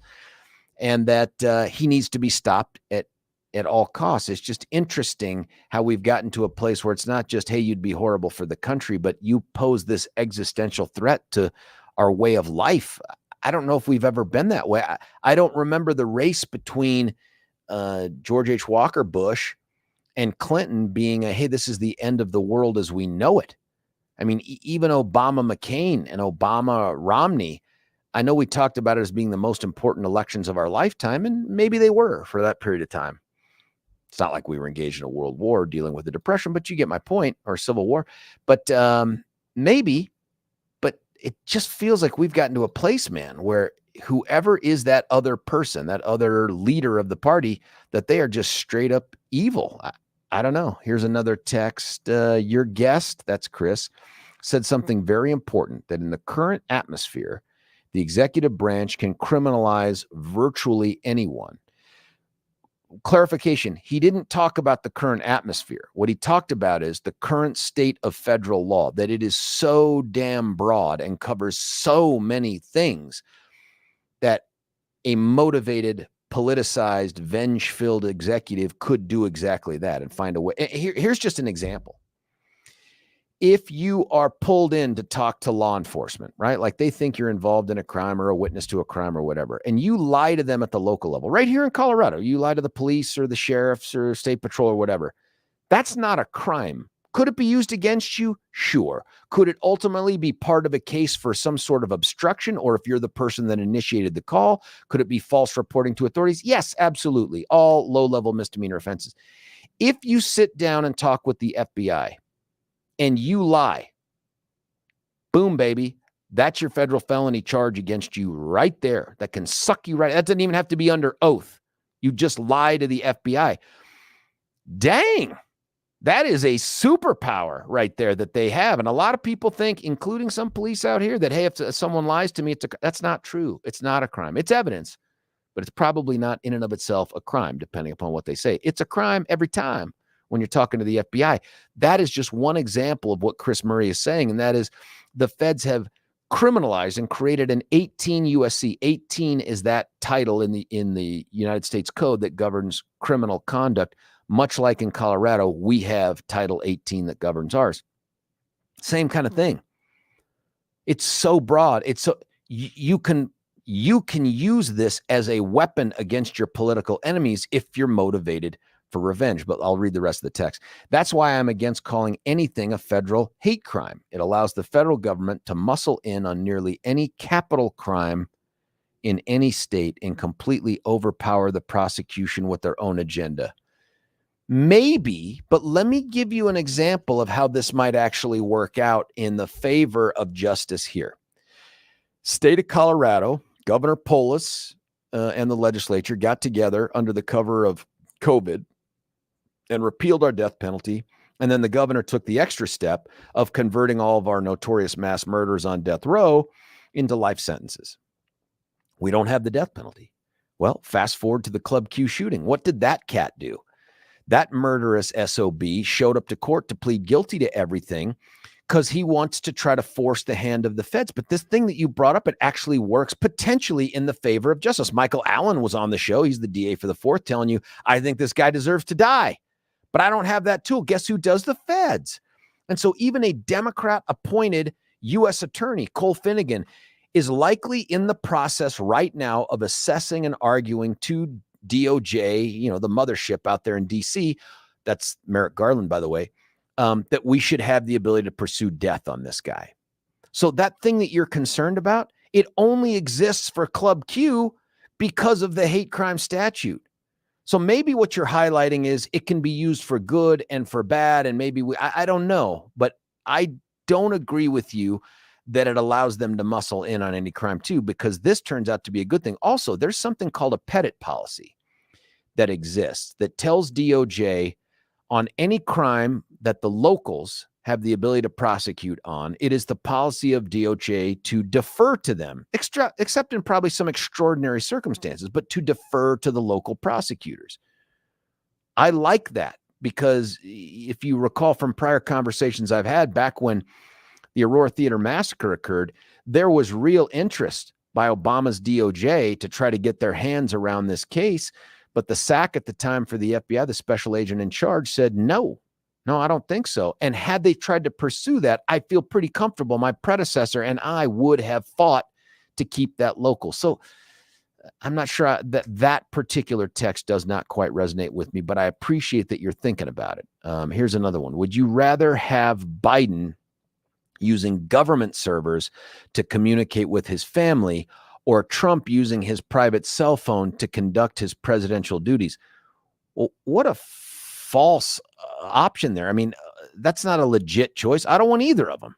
I don't want Biden using government servers to conduct private business, and I don't want Trump using private cell phones and servers, or Hillary for that matter, to conduct government business. The problem is we don't have a good way to protect on this.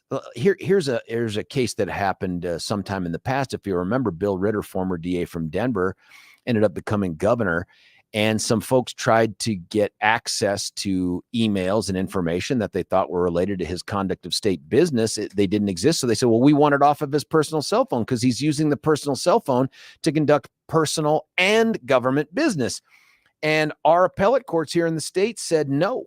Said Cora can't reach into there and do that, but you shouldn't be doing the private business or the government's business on the private phones and stuff. What we need is some way to either monitor that or butcher the hell politically and maybe even criminally out of someone who violates it, because it is clearly an attempt to do an end run around the transparency that we've put into our own laws. Interesting, but I don't, that's just a false offer there. Rather have Biden using government servers to communicate with his family, or Trump using his private cell phone to conduct his presidential duties. If what you're saying is our only option is to say that every single email you send as president, private or public, has to be on a government server, I'm not sure I'm down with that either, but you could talk me into it. Here's some things about our good buddy Billy, who helped keep the conversation going at the end of the hour there. Billy, your tone can be somewhat grating. It's not the issue of using pseudonyms. It's the fact that he was conducting Hunter business under those names. Your know-it-all tone loses you credibility. Why do you make this stuff up so quick to condemn Trump and forgive Biden? Sounds like my kids. But let me say this. First off, you don't make the facts up, man. I mean, as long as we've been doing this, you don't make up the facts. I think that's the problem for some people, is they're like, you're saying things that I don't like and I've heard in other places differently, and therefore you must be making up. And Billy is ridiculously detail-oriented and the best researcher out there. So thank you. We can disagree on the interpretation of those facts, but I'm telling you, dude doesn't need to make up facts. I try not to. There are times I do get things wrong, and I'm more than happy to say that. Just like yesterday, that's right, with the truck. Yeah, that's right. No, and I did go down a rabbit hole yesterday and watch several other videos, and I appreciate the text. And now you're going to go buy a truck. The thing I would respond to the texter, and I understand that sometimes my tone can be grating. I hear that all the time from my kids, and I get the eye roll and everything else, so I get it. And critique taken. The other one I would say is, I understand. I don't want Joe Biden doing his personal business through those government pseudonyms. And I do think there's absolutely a reason that we should be able to have access to all of those emails. We need to. But what I would say on the counter argument is, thank God we do. Because if he was doing the business on a separate email account, one that we couldn't access, we couldn't get the information. For me, this tells me, great. If Hunter Biden and Joe Biden have been doing all the negative things that they have been accused of, all of the nefarious plots and plans and taking all the bribes, we should be able to find it inside the emails. And if we don't, maybe we need to reevaluate the conclusions. So where I'm sitting, thank God we have these. Thank God they're using pseudonyms that are still on a government server, because they have to be archived and we keep them. That's important to me, that we should now be able to connect the dots that a lot of people are saying are there. And if they run through these emails and say, oh, those dots aren't there, maybe we need to reevaluate our conclusions. Just like the conversations where people are running around saying, oh, Joe Biden was on these phone calls with Hunter. Joe Biden was on the phone calls with Hunter. And then we get Devin Archer in his testimony saying, yeah, I was there for the phone calls and they never discussed business. Maybe we need to reevaluate the conclusion. Yeah, you and I have talked about this one. Exactly. They were discussing business without business. He was, and that's my opinion. He is advancing the business by being the guy that's like, hey, here's the vice president on the phone with my boy who's talking with you about business over things I might have some influence. I mean, that's the problem. I totally agree with you. And it is exactly what Devin Archer said, that Biden was doing these transactions based on the illusion of access. And I understand the illusion. I don't even think that was Devin Archer's words, by the way. It came out later. Yeah. It was the spin of one of the Dem people who were part of that interview. That he said it was the illusion. It wasn't Devin Archer. That could be fair enough, but that's what we come out of it. And it could be mistaken. But that's the issue. I'm going to put a pin on this thing. I don't want to see us get to a place where we mandate that every single email ever sent by the president, personal or private, ends up on a government server. I just want to give you a hypothetical. What if there's something involving the health of a kid, or let's say Joe and Jill are having marital issues and he's trying to communicate with his wife in a place where he couldn't call, and he's just trying to, I love you and remember that time, or man, I can't believe you did this, and why do you leave the cap off the toothpaste, or hell, why don't you use It doesn't matter. I mean, you can see a whole bunch of things that you just simply have no business in knowing ever, no matter what. And the idea of forcing those onto a government computer, and I know that you know this, all computer systems are completely protected and safe from hackers and leaks and all the other stuff right there. I don't want to see that happen either, but there's got to be a better scheme than this set up. And I don't like the idea of wink, wink, nudge, nudge on the pseudonyms just because your predecessor and their predecessor have done it. We've got to have better ideas than this. We've got to have a better policy than this. Now, listen, before we cut away for a break, though, I want to prime the pump on this. Where we're getting to in this conversation, and I'd love to get your thoughts on this at 303-696-1971, is revenge and political revenge. And you remember when we talked about before, and we played that clip of DJT saying some people, and he was talking to Hugh, one of Salem's, Hugh Hewitt, saying, a lot of people would say I'm entitled to a revenge tour. Now, I wouldn't do that, but a lot of people say I'm entitled to it. Well, now it's taken a different turn. He is now being interviewed by Glenn Beck, and listen to Glenn's question. It presupposes some things that are taking place, but then listen to Trump's response. You said in 2016, lock her up. And then when you became president, you said, we don't do that in America. That's just not the right thing to do. That's what they're doing. Do you regret not locking her up? And if you're president again, will you lock people up? Well, I'll give you an example. The answer is you have no choice because they're doing it to us. I always had such great respect for the office of the president, the presidency, but the office of the president. And I never hit Biden as hard as I could have.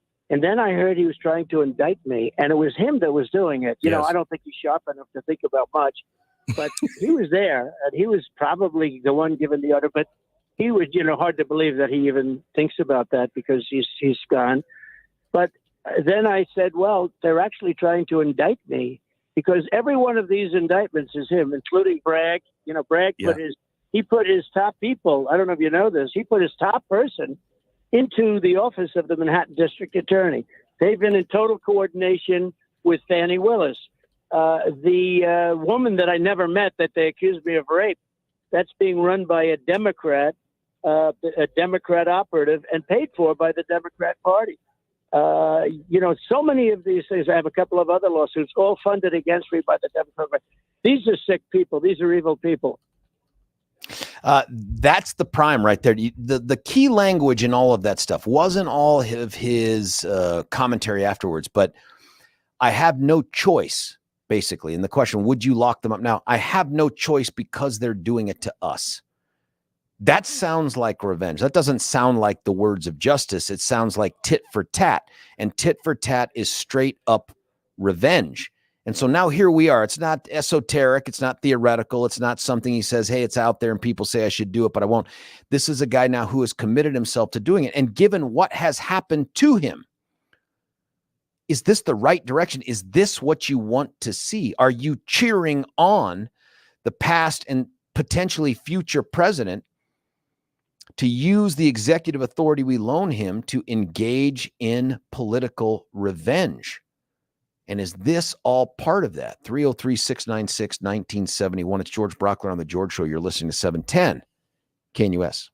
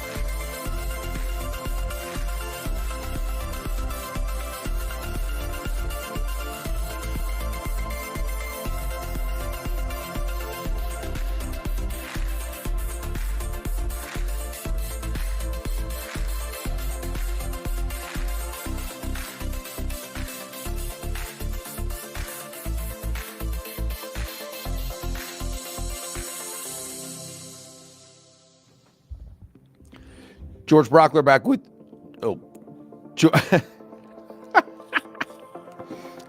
I thought you were firing something. Did you fire it?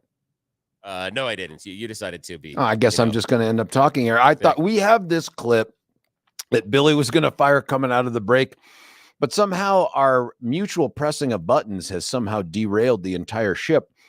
George Brauchler back with you here on the George Show, 710 KNUS.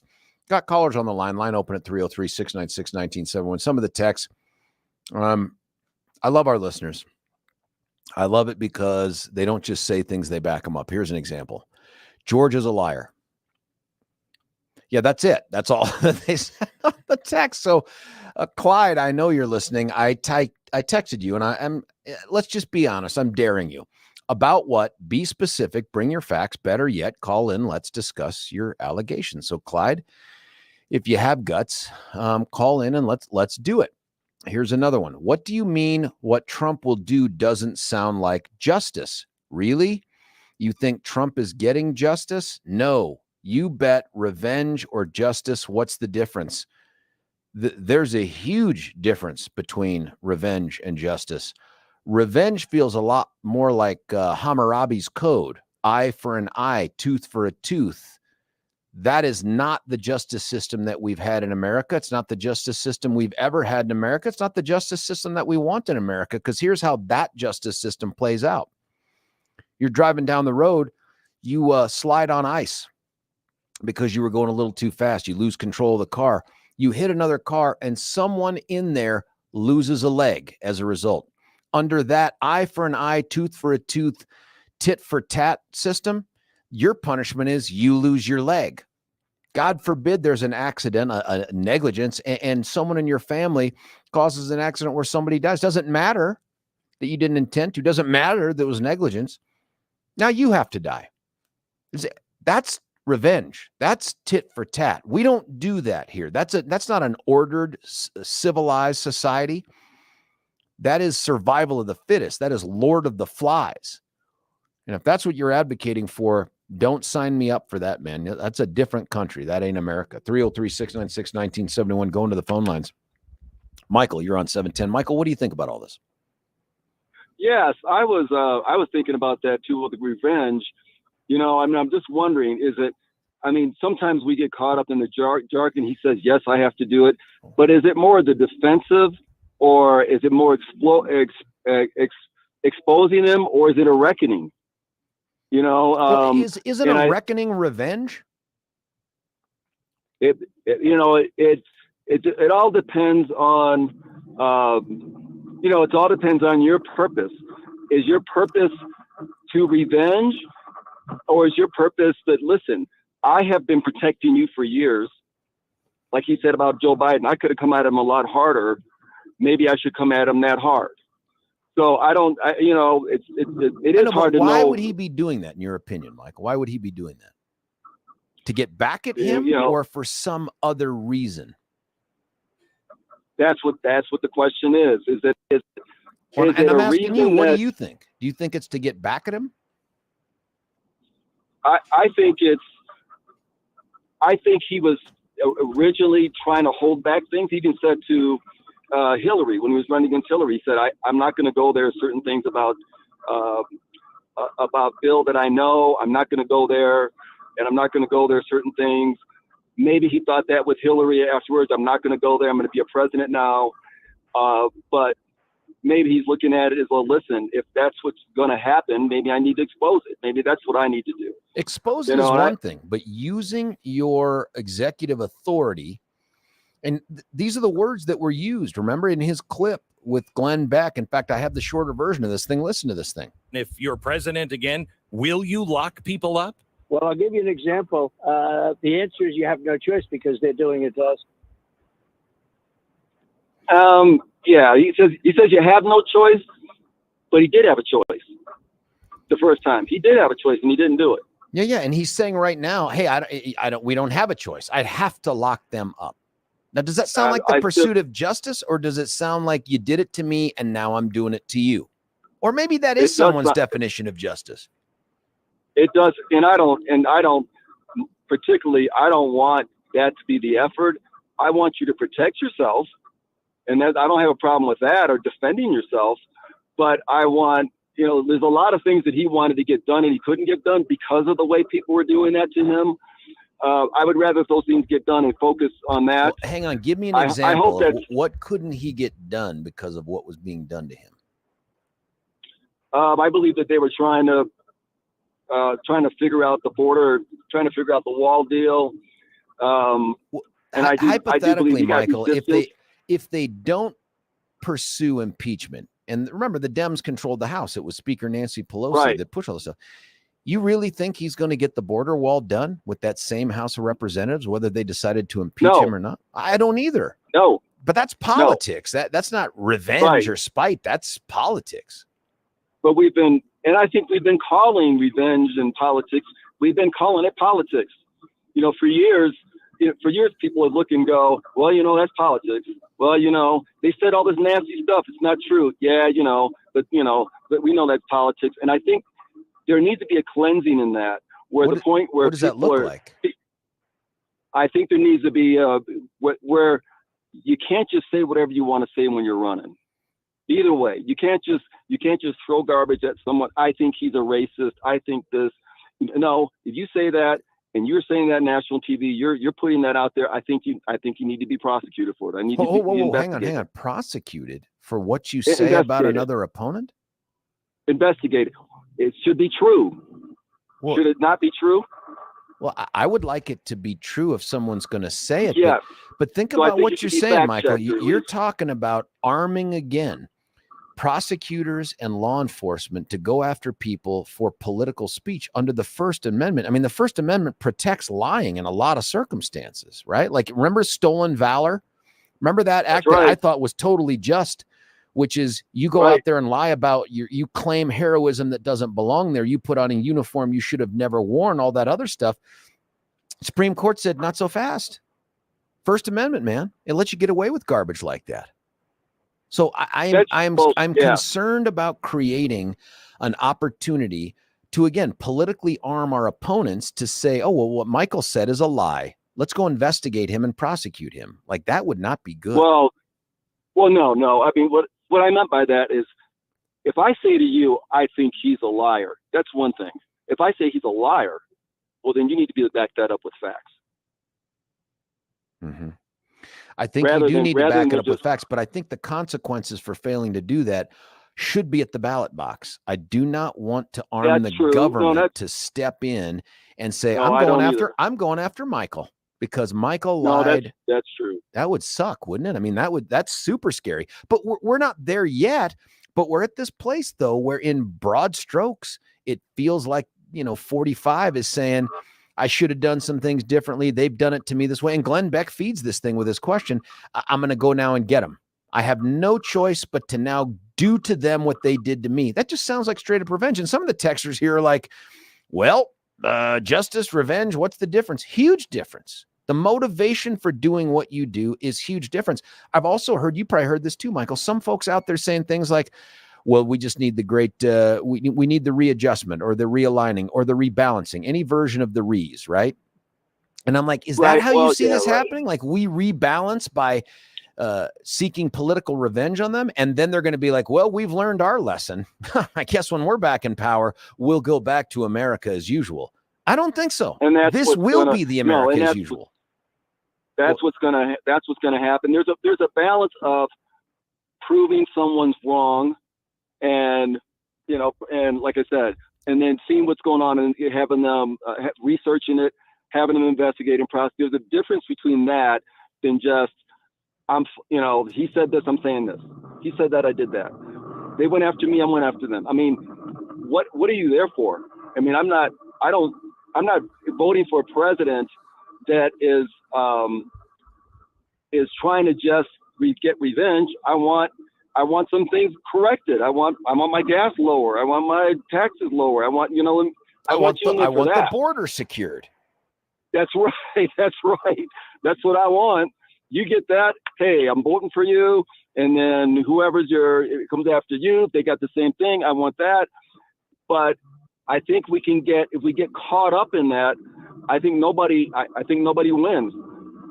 It's just whoever has power at the time. Michael, great first phone call. Thanks for getting us kicked off. Michael's line is open at 303-696-1971. Spencer, Andrew, and the text. Hang on for just a moment here. I'm not even going to take a break. I'm just going to do a quick read here and tell you about Mitch Flory, a superstar who has put together a magnificent company called The Art of Granite. Ethical, efficient. The customer service reviews are ridiculously positive. This is a good dude. In fact, we need to get this guy back in the studio. I had him on some months ago to talk about his background and how he came to do The Art of Granite, which has been going on for years. It's a tremendous story. We need to have him back on. Guy's a patriot. Guy's also a dad, a husband, great family, and he will do things for you that other folks won't. He'll put his hand in yours and promise to do the best job for you at wholesale prices. That's no extra markup for him, by the way. And if you whisper to him, no, you should yell it. I'm a George listener. I'm a 710 listener. Guy will throw in the entire bathroom countertop for free with the kitchen countertop package. Or if you're like, what if I just want to do one room? What if I just want to do the master bathroom? Then he'll throw in the sink for free with that package. All you have to do is go visit to begin theartofgranite.com theartofgranite.com. I say go out to a showroom because you really can't appreciate from the website how awesome and beautiful some of these things are. Granite, marble, quartz. It should be The Art of Granite, Marble, and Quartz, but I imagine that was already taken. But you can also give them a call, 303-386-5919, 303-386-5919, 303-386-5919. That's theartofgranite.com. Going right back to the phone. Spencer, you're on 710 KNUS. Spencer, what do you think? Hey, George, thanks for having me. You got me riled up this morning. Let's do it. So I'm gonna try to get through this as calm as possible. What I want to focus on is the tit for tat portion, right? So, and I've seen this has kind of been a theme of your shows since I've started listening to you over the last few months. You regularly bring up the tit for tat thing. During the 2016 election, there was a lot of accusations casted at Trump about what he's going to do when he gets into office. Do you want this man's finger over the nuclear button? Is it not fair to point out that a lot of the things the left says Trump would do when he gets into office, or would have done the last time he was in office, they're doing themselves? Of course that's fair. So the whole focus on speculating what Trump is going to do, while everyone's forgetting the fact the Democrats are doing it. Well, what part are you referring to that the Dems are doing? So what I want to focus on is, do you remember the interview with Chuck Schumer where he said, Trump is speaking very badly about the intelligence community, and you don't want to do that because they have 6 ways from Sunday getting back at you. So what? Here we are. You don't remember that interview Chuck Schumer had? I think it was with Rachel Maddow. I don't. He came out and said, so anyway, you can look it up. Chuck Schumer said, he's been speaking horribly about the intelligence community, and you don't want to do that because he's got the intelligence community has 6 ways from Sunday getting back at you. He literally said that on air. He said the quiet part out loud. Yeah, that's deplorable. And correct. And so what we saw was the DOJ, FBI, CIA, whoever you want to say, was involved. They pushed this false Russia narrative that resulted in his first the first impeachment attempt. So here we're watching. The first impeachment was the Ukraine phone call, the perfect phone call. It wasn't the Russian thing. Okay, forgive me. I apologize. That's all right, man. It's confusing. I get it. But one of the impeachment attempts was due to the Russian hoax, right? No, the whole dossier. No, the second impeachment was the January the 6th stuff. It wasn't the Russian one. The Russian hoax is real. Don't get me wrong, and that was something that was going to play a role in the campaign and all that. That's absolutely true. But it was not the source of either of the impeachments. So it either way, it resulted in a large investigation against Donald Trump, and it created this national narrative against him. Would you agree with that? Certainly, by the mainstream media and the left, absolutely. So that was perpetrated by the intelligence community, in which he had been bad-mouthing on his way into office. So that could absolutely be taken as an act of revenge against Donald Trump.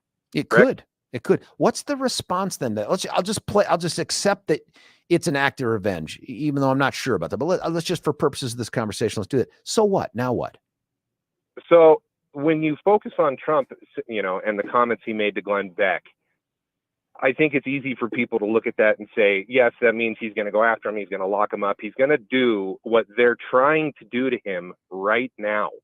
Who's they, and what are they trying to do to him? The Biden administration and the left are actively pursuing legal charges against Donald Trump on multiple fronts, either in an attempt to remove him from being able to run for the presidency or put him in jail. So if you were to have this exact same setup occur with a political opponent being charged in a different country, would the United States not come out after that election and say that's not a legitimate election? What we just watched happen in Timbuktu. Yeah, we might. And I say might because, listen, if England or France or Germany had a similar situation and went down this road, I don't think we condemn them, because we believe that the processes that they have in place have these checks and balances like ours do that reflect the will of the people and have due process and all that other stuff. If it's some country like Gabon, and you know what's going on there right now, yeah, I think we would call it out. If it was something out of Central America or South America without knowing the specifics, I think we would call it out. But I don't think it's just per se, if we ever had a situation like this somewhere else, we'd call it out. I don't know. What do you think? Well, I agree with you to a point. What I'm trying to get at is... Hey, Spencer, can you do me a favor, buddy? Can you do me a favor? Yeah. Because Billy just said some things in my ear that scare me, like, you have to break right now or I will kill you, or something like. I couldn't make out the last part of it, but it sounded serious. Would you hang on, man? And we'll put you on hold. Yeah. I'll bring you back. We'll get you and Andrew. We're going to keep this conversation going. It's just too important because I like where we're at. Stick around. We'll be back in just a moment. It's George Brauchler, 710 KNUS.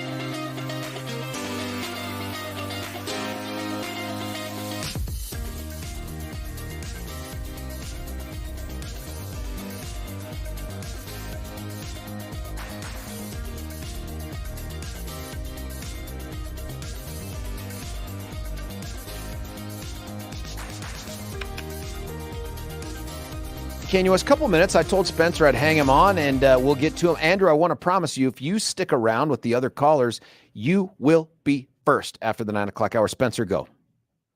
So the point I want to make is we're talking about, is Donald Trump going to take revenge if he were to be reelected? And my point is, we're not focusing on the fact that since 2016 up until this current time, you could look at everything negative that the left has thrown at Donald Trump, from the Russia investigation to the 2 impeachments to the multiple indictments that he's currently under, and say that is them taking revenge against him. And the reason for that is because I believe that he isn't an existential threat to my way of life or your way of life. He's a threat to their way of life. And by they, I mean these political elite who are not public servants. They're there for their own self-interest. You don't think Trump is? Yes, but not in the same way. I think Trump has this idea in front of him of being the greatest he could possibly be in the eyes of the world, like the president of the United States. That's one of those positions that's just in the eyes of the world. The I think you're probably right that's his goal, is to be lauded as the best. And if they won't do it, he'll do it. But let me ask you, let's take everything you said as true. It was an act of revenge. Last question for you. Do you want to see then Trump, if he's reelected, engage in that kind of revenge against them because of what they did to him? Well, to some degree, yes, but not what you're claiming he's going to do, or what you think he might do, what I think you think he might do, which is literally just put these people in jail. What I want to see him do is, to use a stupid term, is break the wheel. That's what I want to see him do. I want to see him expose it. I want to see the public and the justice system do its job. I don't want to see the president bypass everybody and do it himself. Spencer, great way to finish the call. Great way to finish the hour. Andrew and Spencer's line is open, 303-696-1971. Andrew, I made you a promise. You stick around, you're going to get it. First phone call after the top of the hour. Revenge. Should he?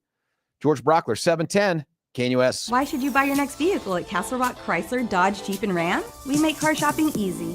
We have a huge inventory of new and pre-owned vehicles. We can even custom order. We make it easy. Easy financing, friendly staff. And when it comes to quality service, our expert technicians keep your vehicle in top shape. Visit us today off of Highway 25 and Plum Creek, or shop online at castlerockcdjr.com. Castle Rock, Chrysler, Dodge, Jeep, and Ram. Car shopping made easy.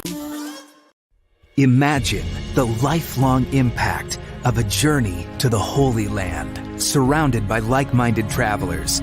Picture yourself stepping foot in iconic locations right out of history. With nationally syndicated radio hosts Dennis Prager and Mike Gallagher, you'll gain firsthand understanding of the spiritual and political importance of this vital region. Hi, it's Mike Gallagher here. I hope you'll join Dennis Prager and me on an amazing journey through Israel in October 2023. Discover Israel's vibrant culture and why this nation is such a strategic partner for the United States.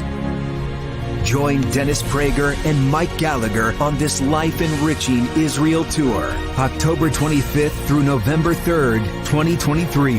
For more information, call 855-565-5519 or visit standwithisraeltour.com.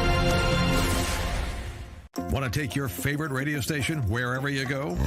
Well, now there's an app for that. No matter where you are, stream your favorite shows. Tap the app to listen to podcasts. Talk back to your favorite local hosts. At the tone, leave a message. Call the show. Set your alarm. Enter contests and win prizes. All in the palm of your hand. Available now for iOS and Android devices in the App Store or Google Play. And best of all, it's free. Download today.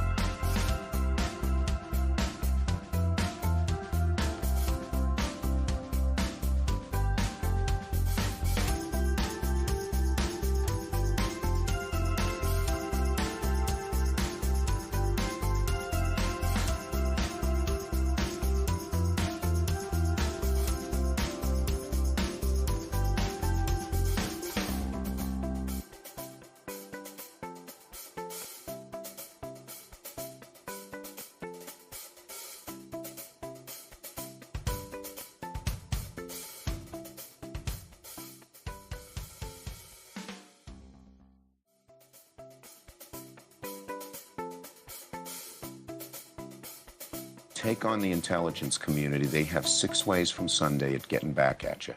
So even for a practical, supposedly hard-nosed businessman, he's being really dumb to do this. What do you... George Brauchler back with you here, 710 KNUS. That was Chuck Schumer talking about what Spencer, a caller from the last hour, had referenced about DJT. We've been talking about political revenge here, if only because there's all this stuff going on right now with conversations about the impeachments and now the 4 indictments and prosecutions. And then the discussions that we had with Chris Murray in the 7 o'clock hour about some folks, even Republicans, talking about whether or not a single individual like a Secretary of State could ban the president from appearing on a ballot based on something called Section 3 of the 14th Amendment. And without rehashing all of that stuff, one of the questions that I asked was, look, if we do that, and Chris kind of brought this up too, if this happens, don't think for a moment that it's the last time it would ever happen. I mean, once the shoe's on the other foot, it goes the other way. And we got into a conversation about an interview that DJT did with GB, not this one, but the Glenn Beck kind. And it went something like this. You said in 2016, lock her up. And then when you became president, you said, we don't do that in America. That's just not the right thing to do. That's what they're doing. Do you regret not locking her up? And if you're president again, will you lock people up? Well, I'll give you an example. The answer is you have no choice because they're doing it to us. I always had such great respect for the office of the president, the presidency, and but the office of the president. And I never hit Biden as hard as I could have. And then I heard he was trying to indict me, and it was him that was doing it. You know, I don't think he's sharp enough to think about much, but he was there, and he was probably the one giving the order. But he was, hard to believe that he even thinks about that because he's gone. But then I said, well, they're actually trying to indict me because every one of these indictments is him, including Bragg. Bragg put his top people. I don't know if you know this. He put his top person into the office of the Manhattan District Attorney. They've been in total coordination with Fannie Willis. The woman that I never met that they accused me of rape, that's being run by a Democrat operative and paid for by the Democrat Party. So many of these things. I have a couple of other lawsuits, all funded against me by the Democrat. These are sick people. These are evil people. Yeah, that to me sounds like a lot of words that surround the most important part of that interview, or at least that response was, I have no choice but to lock them up or pursue them the way that they've pursued me. And yeah, we've had this discussion in part before because it came up with an interview he gave Hugh Hewitt where Hugh asked him, this is some months ago, would you engage in a revenge tour? And at that time, I think this may have been early indictment or pre-indictment. He had said, a lot of people think that I'd be justified in doing it, but I wouldn't do it. And now it sounds like he feels, or at least he's arguing, that he's compelled to do it. 303-696-1971. I want to get your thoughts on this thing. You agree with him? Some texters that have been on here have said, yeah, absolutely. I want to see. Here's one. So I want revenge since Republicans have no justice. What? So what? You don't think they have justice, so now it's just power? That's it, which is whoever gets in power smites the other one. Listener, if you believe that, what would you expect happens when the next election comes around and the Republicans fall out of power again? What is your expectation?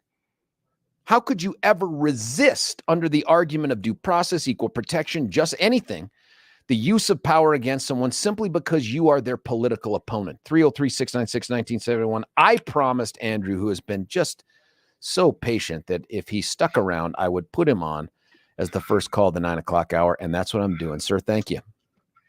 Wow. I'm on. You are finally on, man. Yeah. Okay.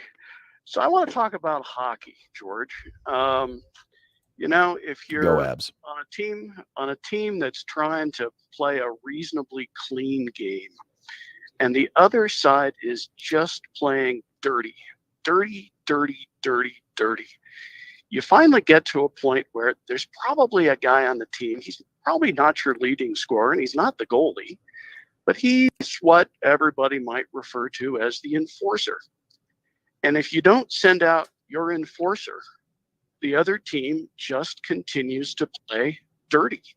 So you kind of get to a point where in order to ultimately get to a clean game, you've got to be able to rock the other guy back on his heels. Now, does that qualify as revenge? I don't know. You know, we're in a world where words don't have the same meaning they used to. But I think it's also relevant context in your call with Spencer, which I thought was great. You know, you were talking about having a system of checks and balances. So I guess my question for you, George, is what's the check and balance around the misbehavior of Fani Willis?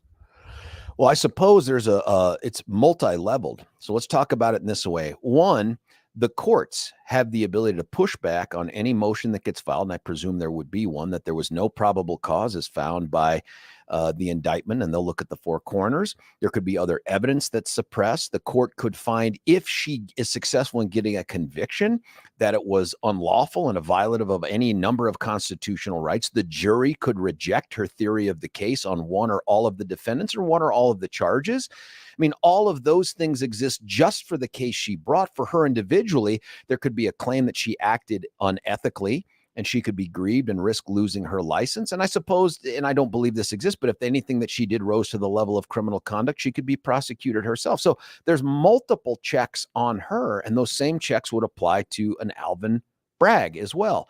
But what you've described in the hockey analogy is not a situation that exists in politics, where you suggest that both teams at the same time are equally matched, and you have to have one enforcer go out to kind of, that's not how it works in politics. One team is on the ice, the other one isn't. And so when the president wins, when it's Joe Biden's team, they're the ones that are on the ice. They're the ones that have the ability to do this, that, or the other. It's not an enforcer thing. But under that theory, what you'd be saying is, I believe that once Donald Trump gets into office and he flexes his revenge muscles and gets back at them for what they've done in that enforcer type way, they'll have learned their lesson. They'll go back to their corner, and then we'll go back to the normal politics where we don't use the executive branch and its powers to seek political revenge. Do you think that's real? Do you think that's what would happen? You know, it's hard to say around that, but I feel like those of us on the political right have been like Charlie Brown, you know, going to kick the football as Lucy's holding it. And every single time, Lucy pulls the football away. And, you know, what's the definition of stupidity? Doing the same thing over and over and over again and expecting a different result. That's the definition of insanity. But sorry. But yeah. Give me the Lucy example, but in real life political terms. Give me that example of who is Lucy and who's been pulling the ball away, and what does that look like? I think it looks like all these indictments against Trump right now. It looks like, you know, you're talking about earlier with Chris Murray, emails. You know, I didn't hear as much conversation about Hillary in that context and the private email server and what should have been justice around that. Well, except that when Trump was president, and you remember the chance of lock her up and all that stuff. Yeah. The FBI came to then President of the United States, Donald Trump, and said, yeah, this sucks. This was unethical, but we don't find a crime here. And the guy that named Trump that had all the presidential authority said, okay, and then moved on. So I don't know what should have happened differently, or if he's suggesting I didn't believe the FBI, or you know what, even if the FBI said there's no crime here, I would have prosecuted her anyway had I known they were going to treat me like this. None of those things sound like the pursuit of justice or the rule of law. They sound like political revenge. And so when he tells Glenn Beck that, like, I have no choice but to do this, what are you talking about? Do you feel like he has no choice but to seek political revenge? Well, let's go back to Fani Willis here for a second, you know, because you described in, you know, wonderful detail the negative consequences to her. But, you know, consider for a moment that her goal may not be to win the case. Her goal may be just to tie him up in court, as is, you know, Bragg's goal, tie him up in knots, absorb all of the time that he would otherwise be spending on the election. The goal isn't necessarily the win. The goal is simply to interfere in the election. But, well, let's speculate that that's her goal. Now what? Yeah. Now what? Well, I don't know. But what's the answer then? You brought that up in the response to the question, should Trump lock up his political opponents as revenge? Maybe, yeah. I'm not particularly, given all of what I would define as the misbehavior out of the left, starting with the Steele dossier, starting with the acquittal in a DC court of who was the guy that, they had him dead to rights relative to his lying to the FBI. But the DC jury would not convict. It was basically jury nullification. Well, I don't know if it was jury nullification. I don't know who says that, but do you think they're part of this conspiracy, this Democrat thing? Like, because the jury that, by the way, the prosecution helped pick because they didn't do their bidding, that somehow they're part of this process? I don't like the word conspiracy because it implies coordination.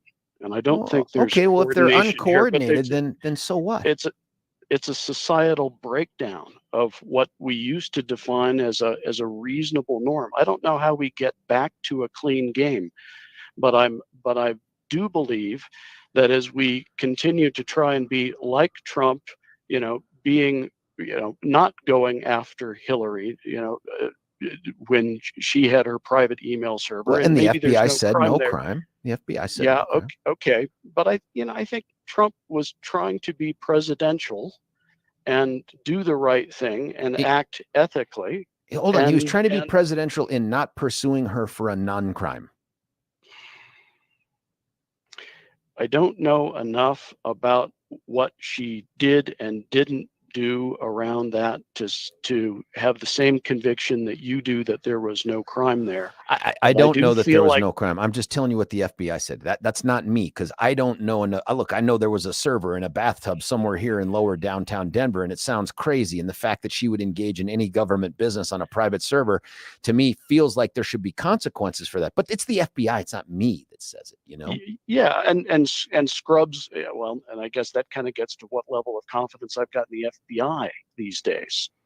So, if the question is, am I particularly troubled by Trump if he goes into office and does a couple of very hard checks of his opponents into the boards? What do you mean by checks? I don't know.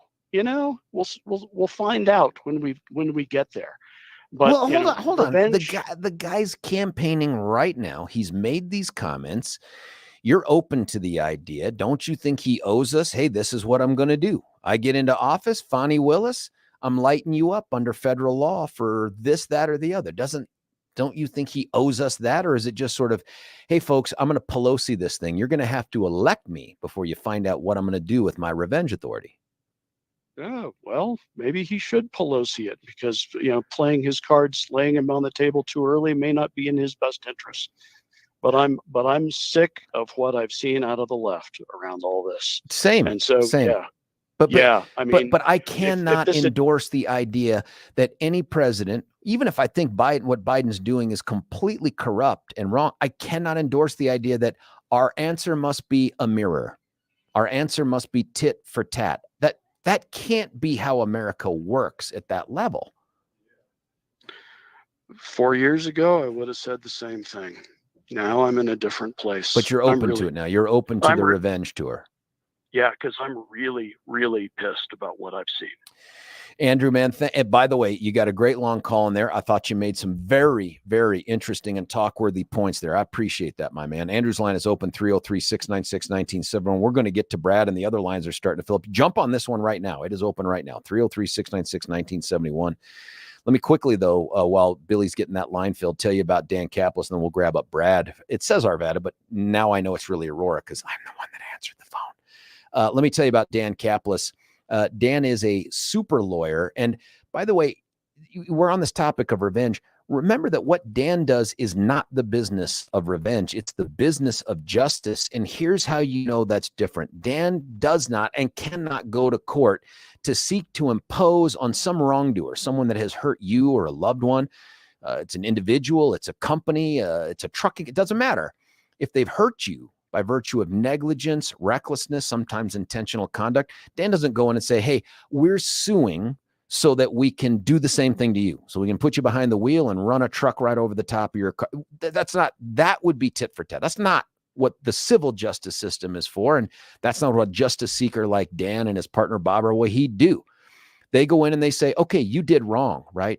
Let's figure out a way to get as much justice out of this system as possible for the person that you wronged. And when the insurance companies invariably come in low, they say no. When they invariably come in just a little bit higher, they say no. When they invariably come in and say, hey, this is our last dollar, Dan turns to you and say, if you're ready to fight, I am prepared and experienced in this. I can do this.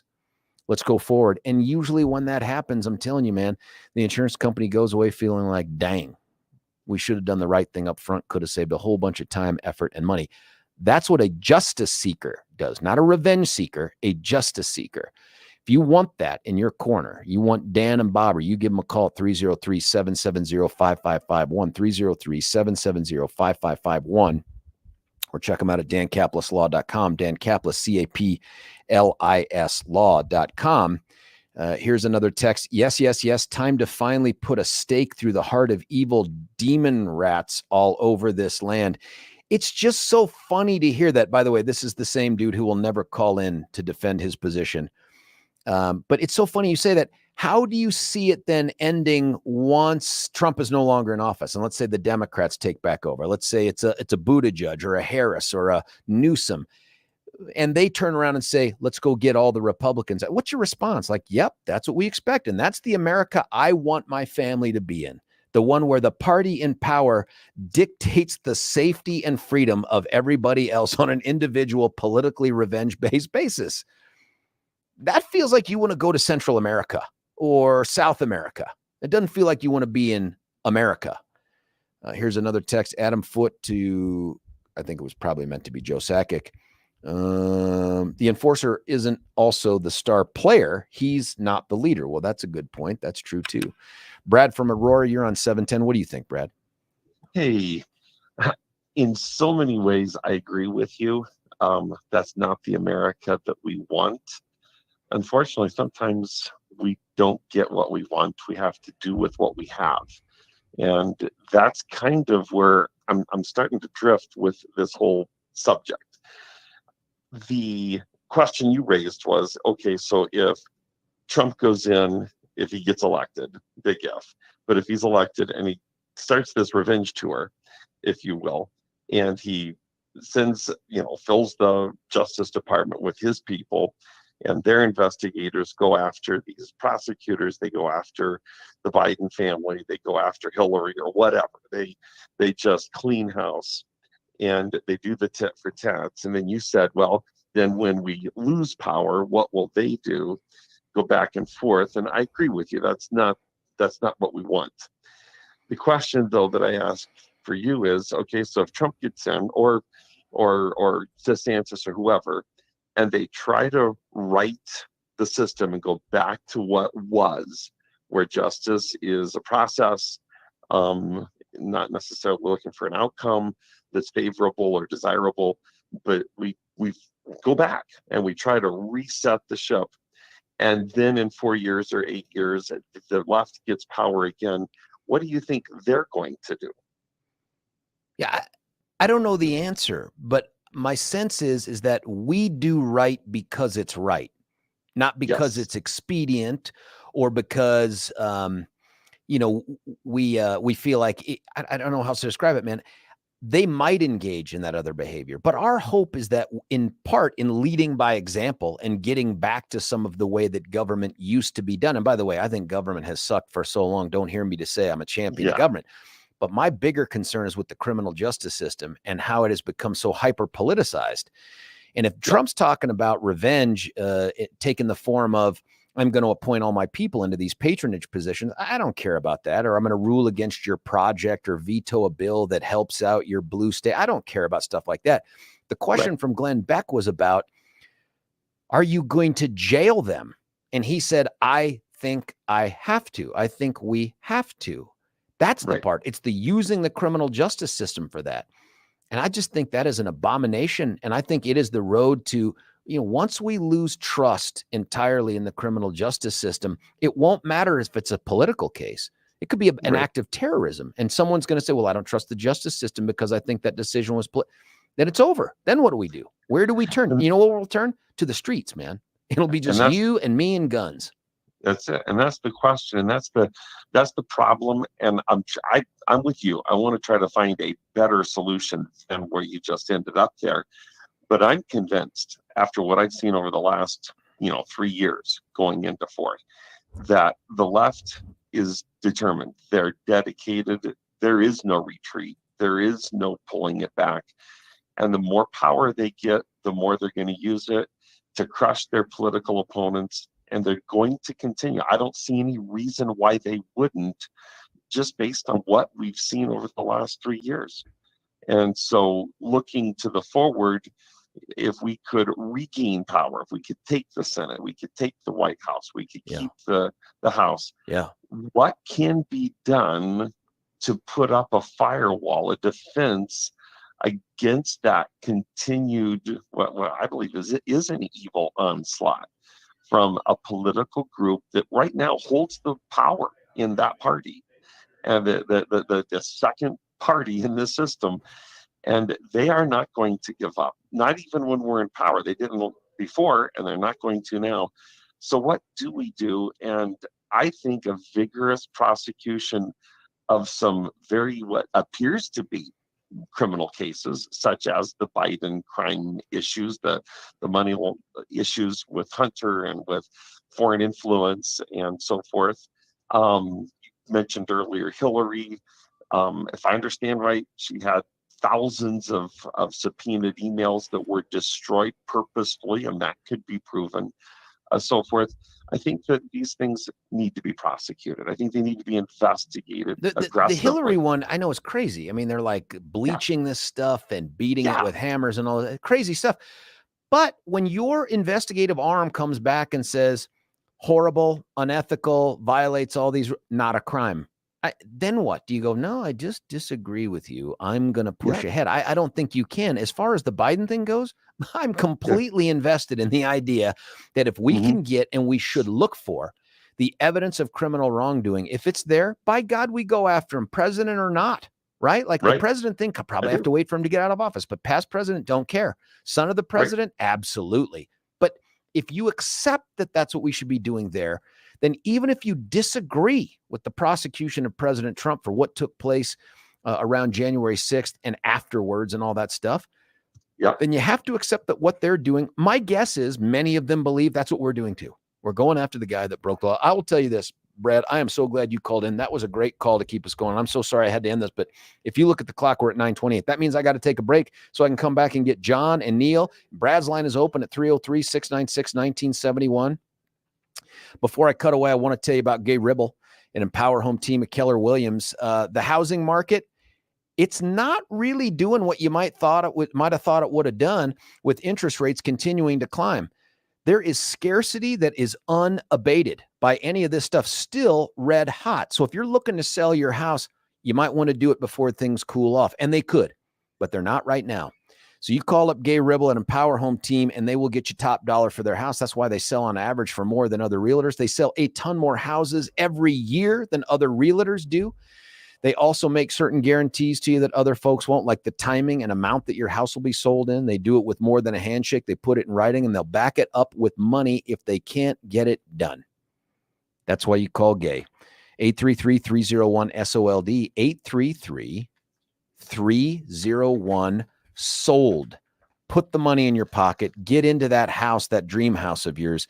It's gayhasthebuyers.com. That's GAYE hasthebuyers.com. When we come back, it's going to be John and Neil and everybody else texting in and calling in. It's George Brauchler on The George Show, 710 KNUS.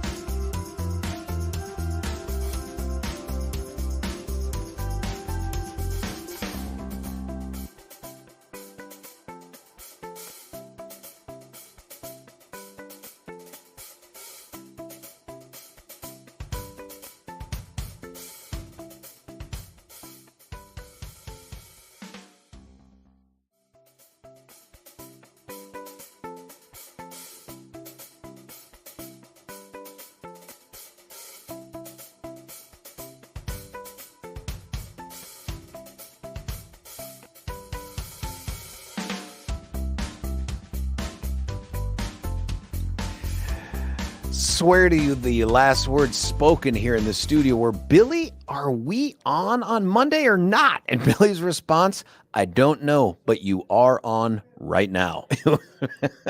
George Brauchler back with you, 303-696-1971. Go into the lines.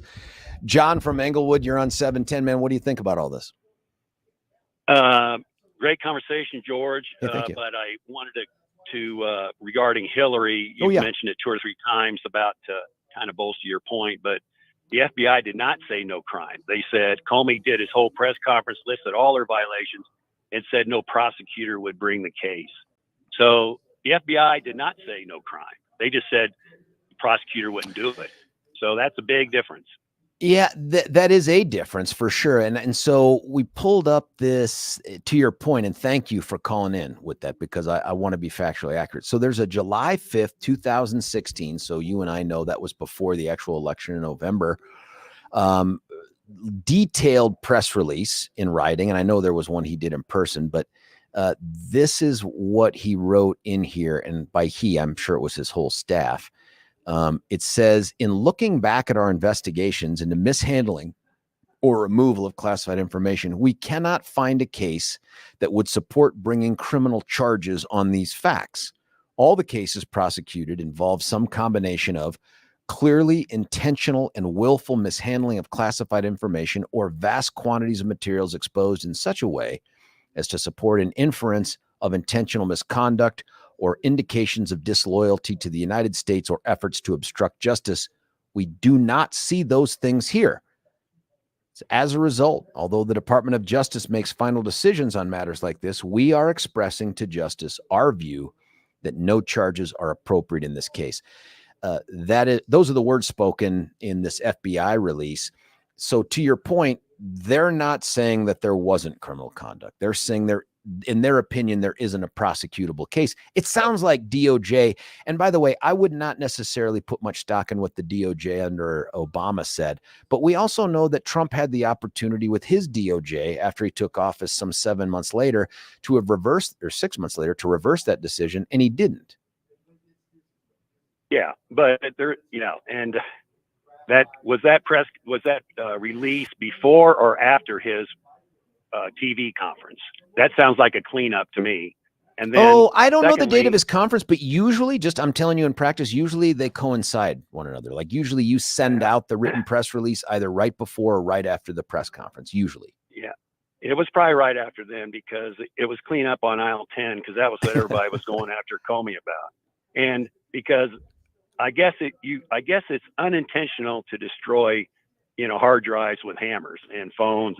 So that would be an unintentional act. So I guess they're right. No, I think that's absolutely intentional. Look, I don't like anything about this, and I think that there needs to be some level of accountability. But this FBI conclusion having been sent to DOJ, and by the way, the DOJ under Obama isn't the final word on this. The statute of limitations would have exceeded clearly that period of time. I'm guessing here, but clearly there's nothing that says that July was the end of the road for prosecution. Trump could have done something differently, and he didn't, right? So I guess that's my way of saying, do you think that decision then was him trying to be extra merciful or presidential, or do you think it was like, okay, well, there's nothing there, then there's nothing there for us to pursue? I think he really does hold the office in esteem at that time, especially. I mean, the guy wore a coat and tie in the office every day and said that was part of it. I think he just didn't want to bring more disrepute to that office.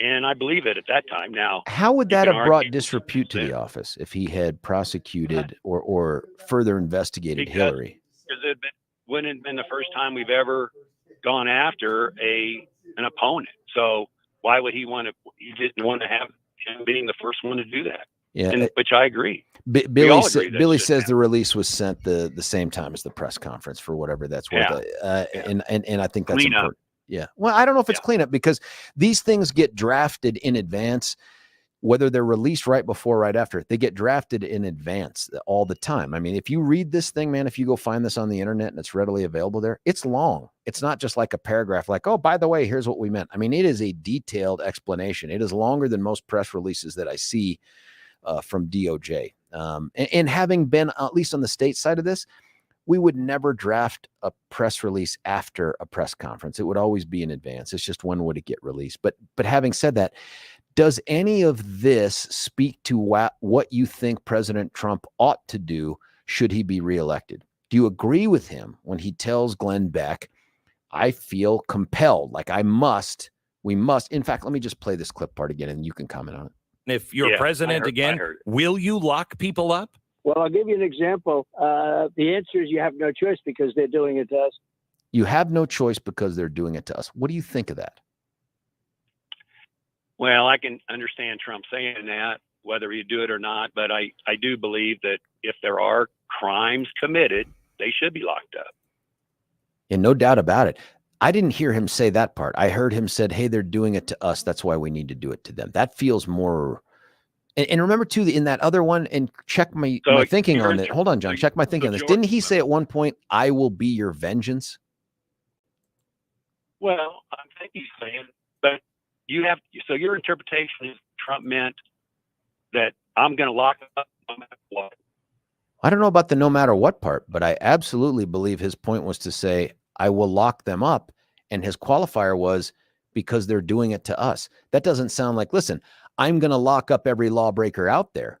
That might be hyper aggressive, but that makes sense to me. But his rationale was, at least expressed, was I'm going to lock them up because that's what they're doing to us. That's consistent with that prior statement he made where he's like, I'll be your vengeance. Doesn't that sound right? No. Why not? Tell me, fix my thinking on that, man. Because 99% of people would interpret that to say, if they committed a crime, they should lock them up, like Hillary. But because he did not specifically say that, you err on the side of, well, no, he just must mean we're just locking him up. No, I didn't say that. I said, I take him at his word that the reason he's locking him up is because they're doing it to us. Those were his words. Right. And they're coming up with a crime. They're doing it to his guys.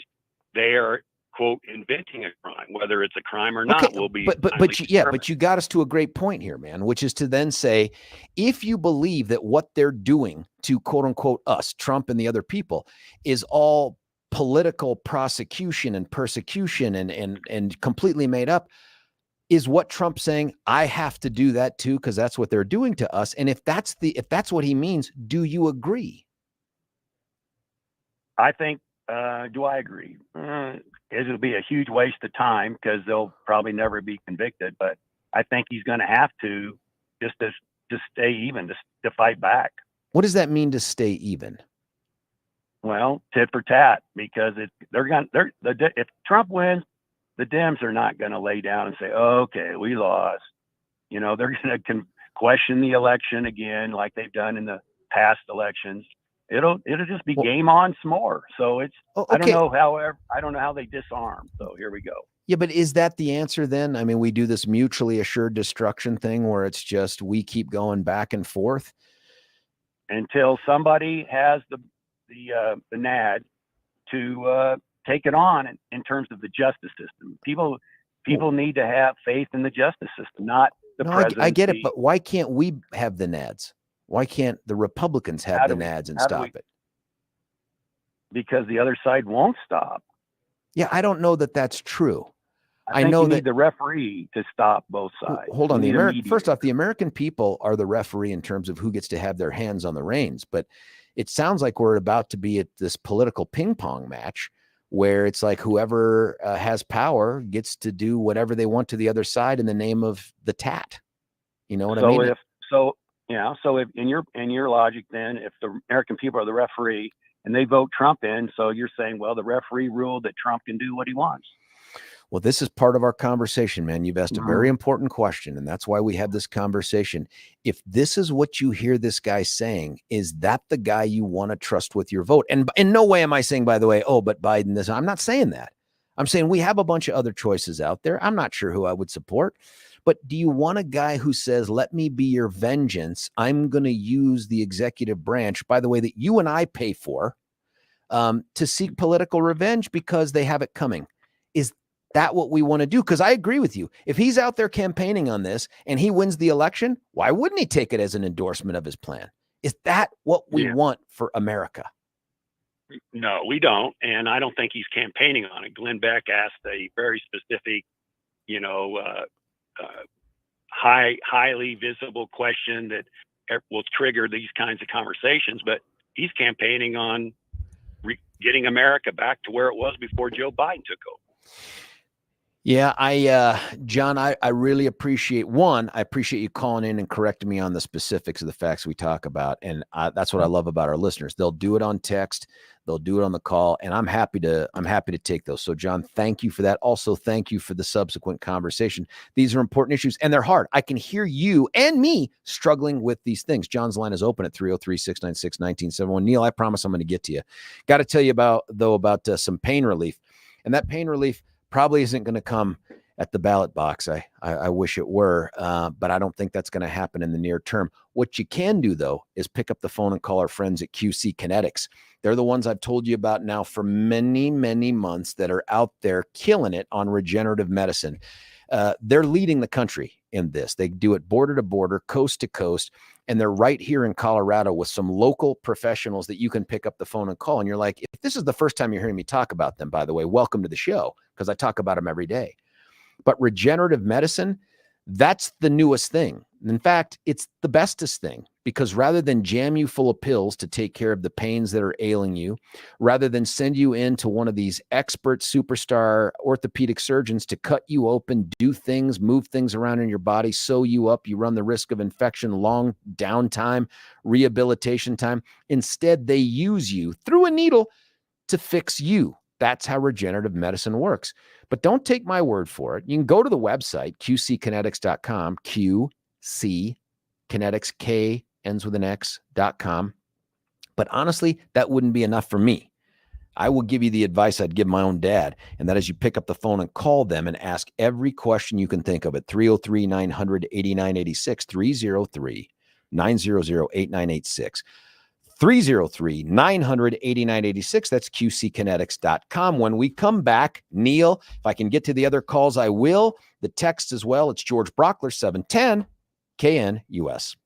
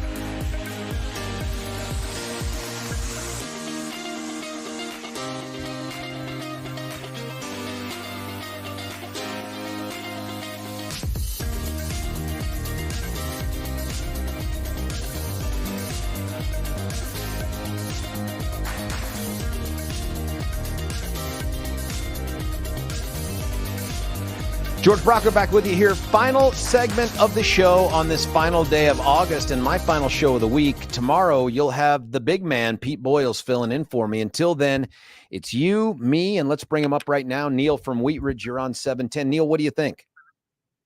Well, I think I agree with you in a lot of it, that if Trump wins, if he does go seek criminal investigations, it needs to be based on motivation and in the proper way, not on any kind of a revenge mode. But at the same time, I don't know that we can just ignore what has happened.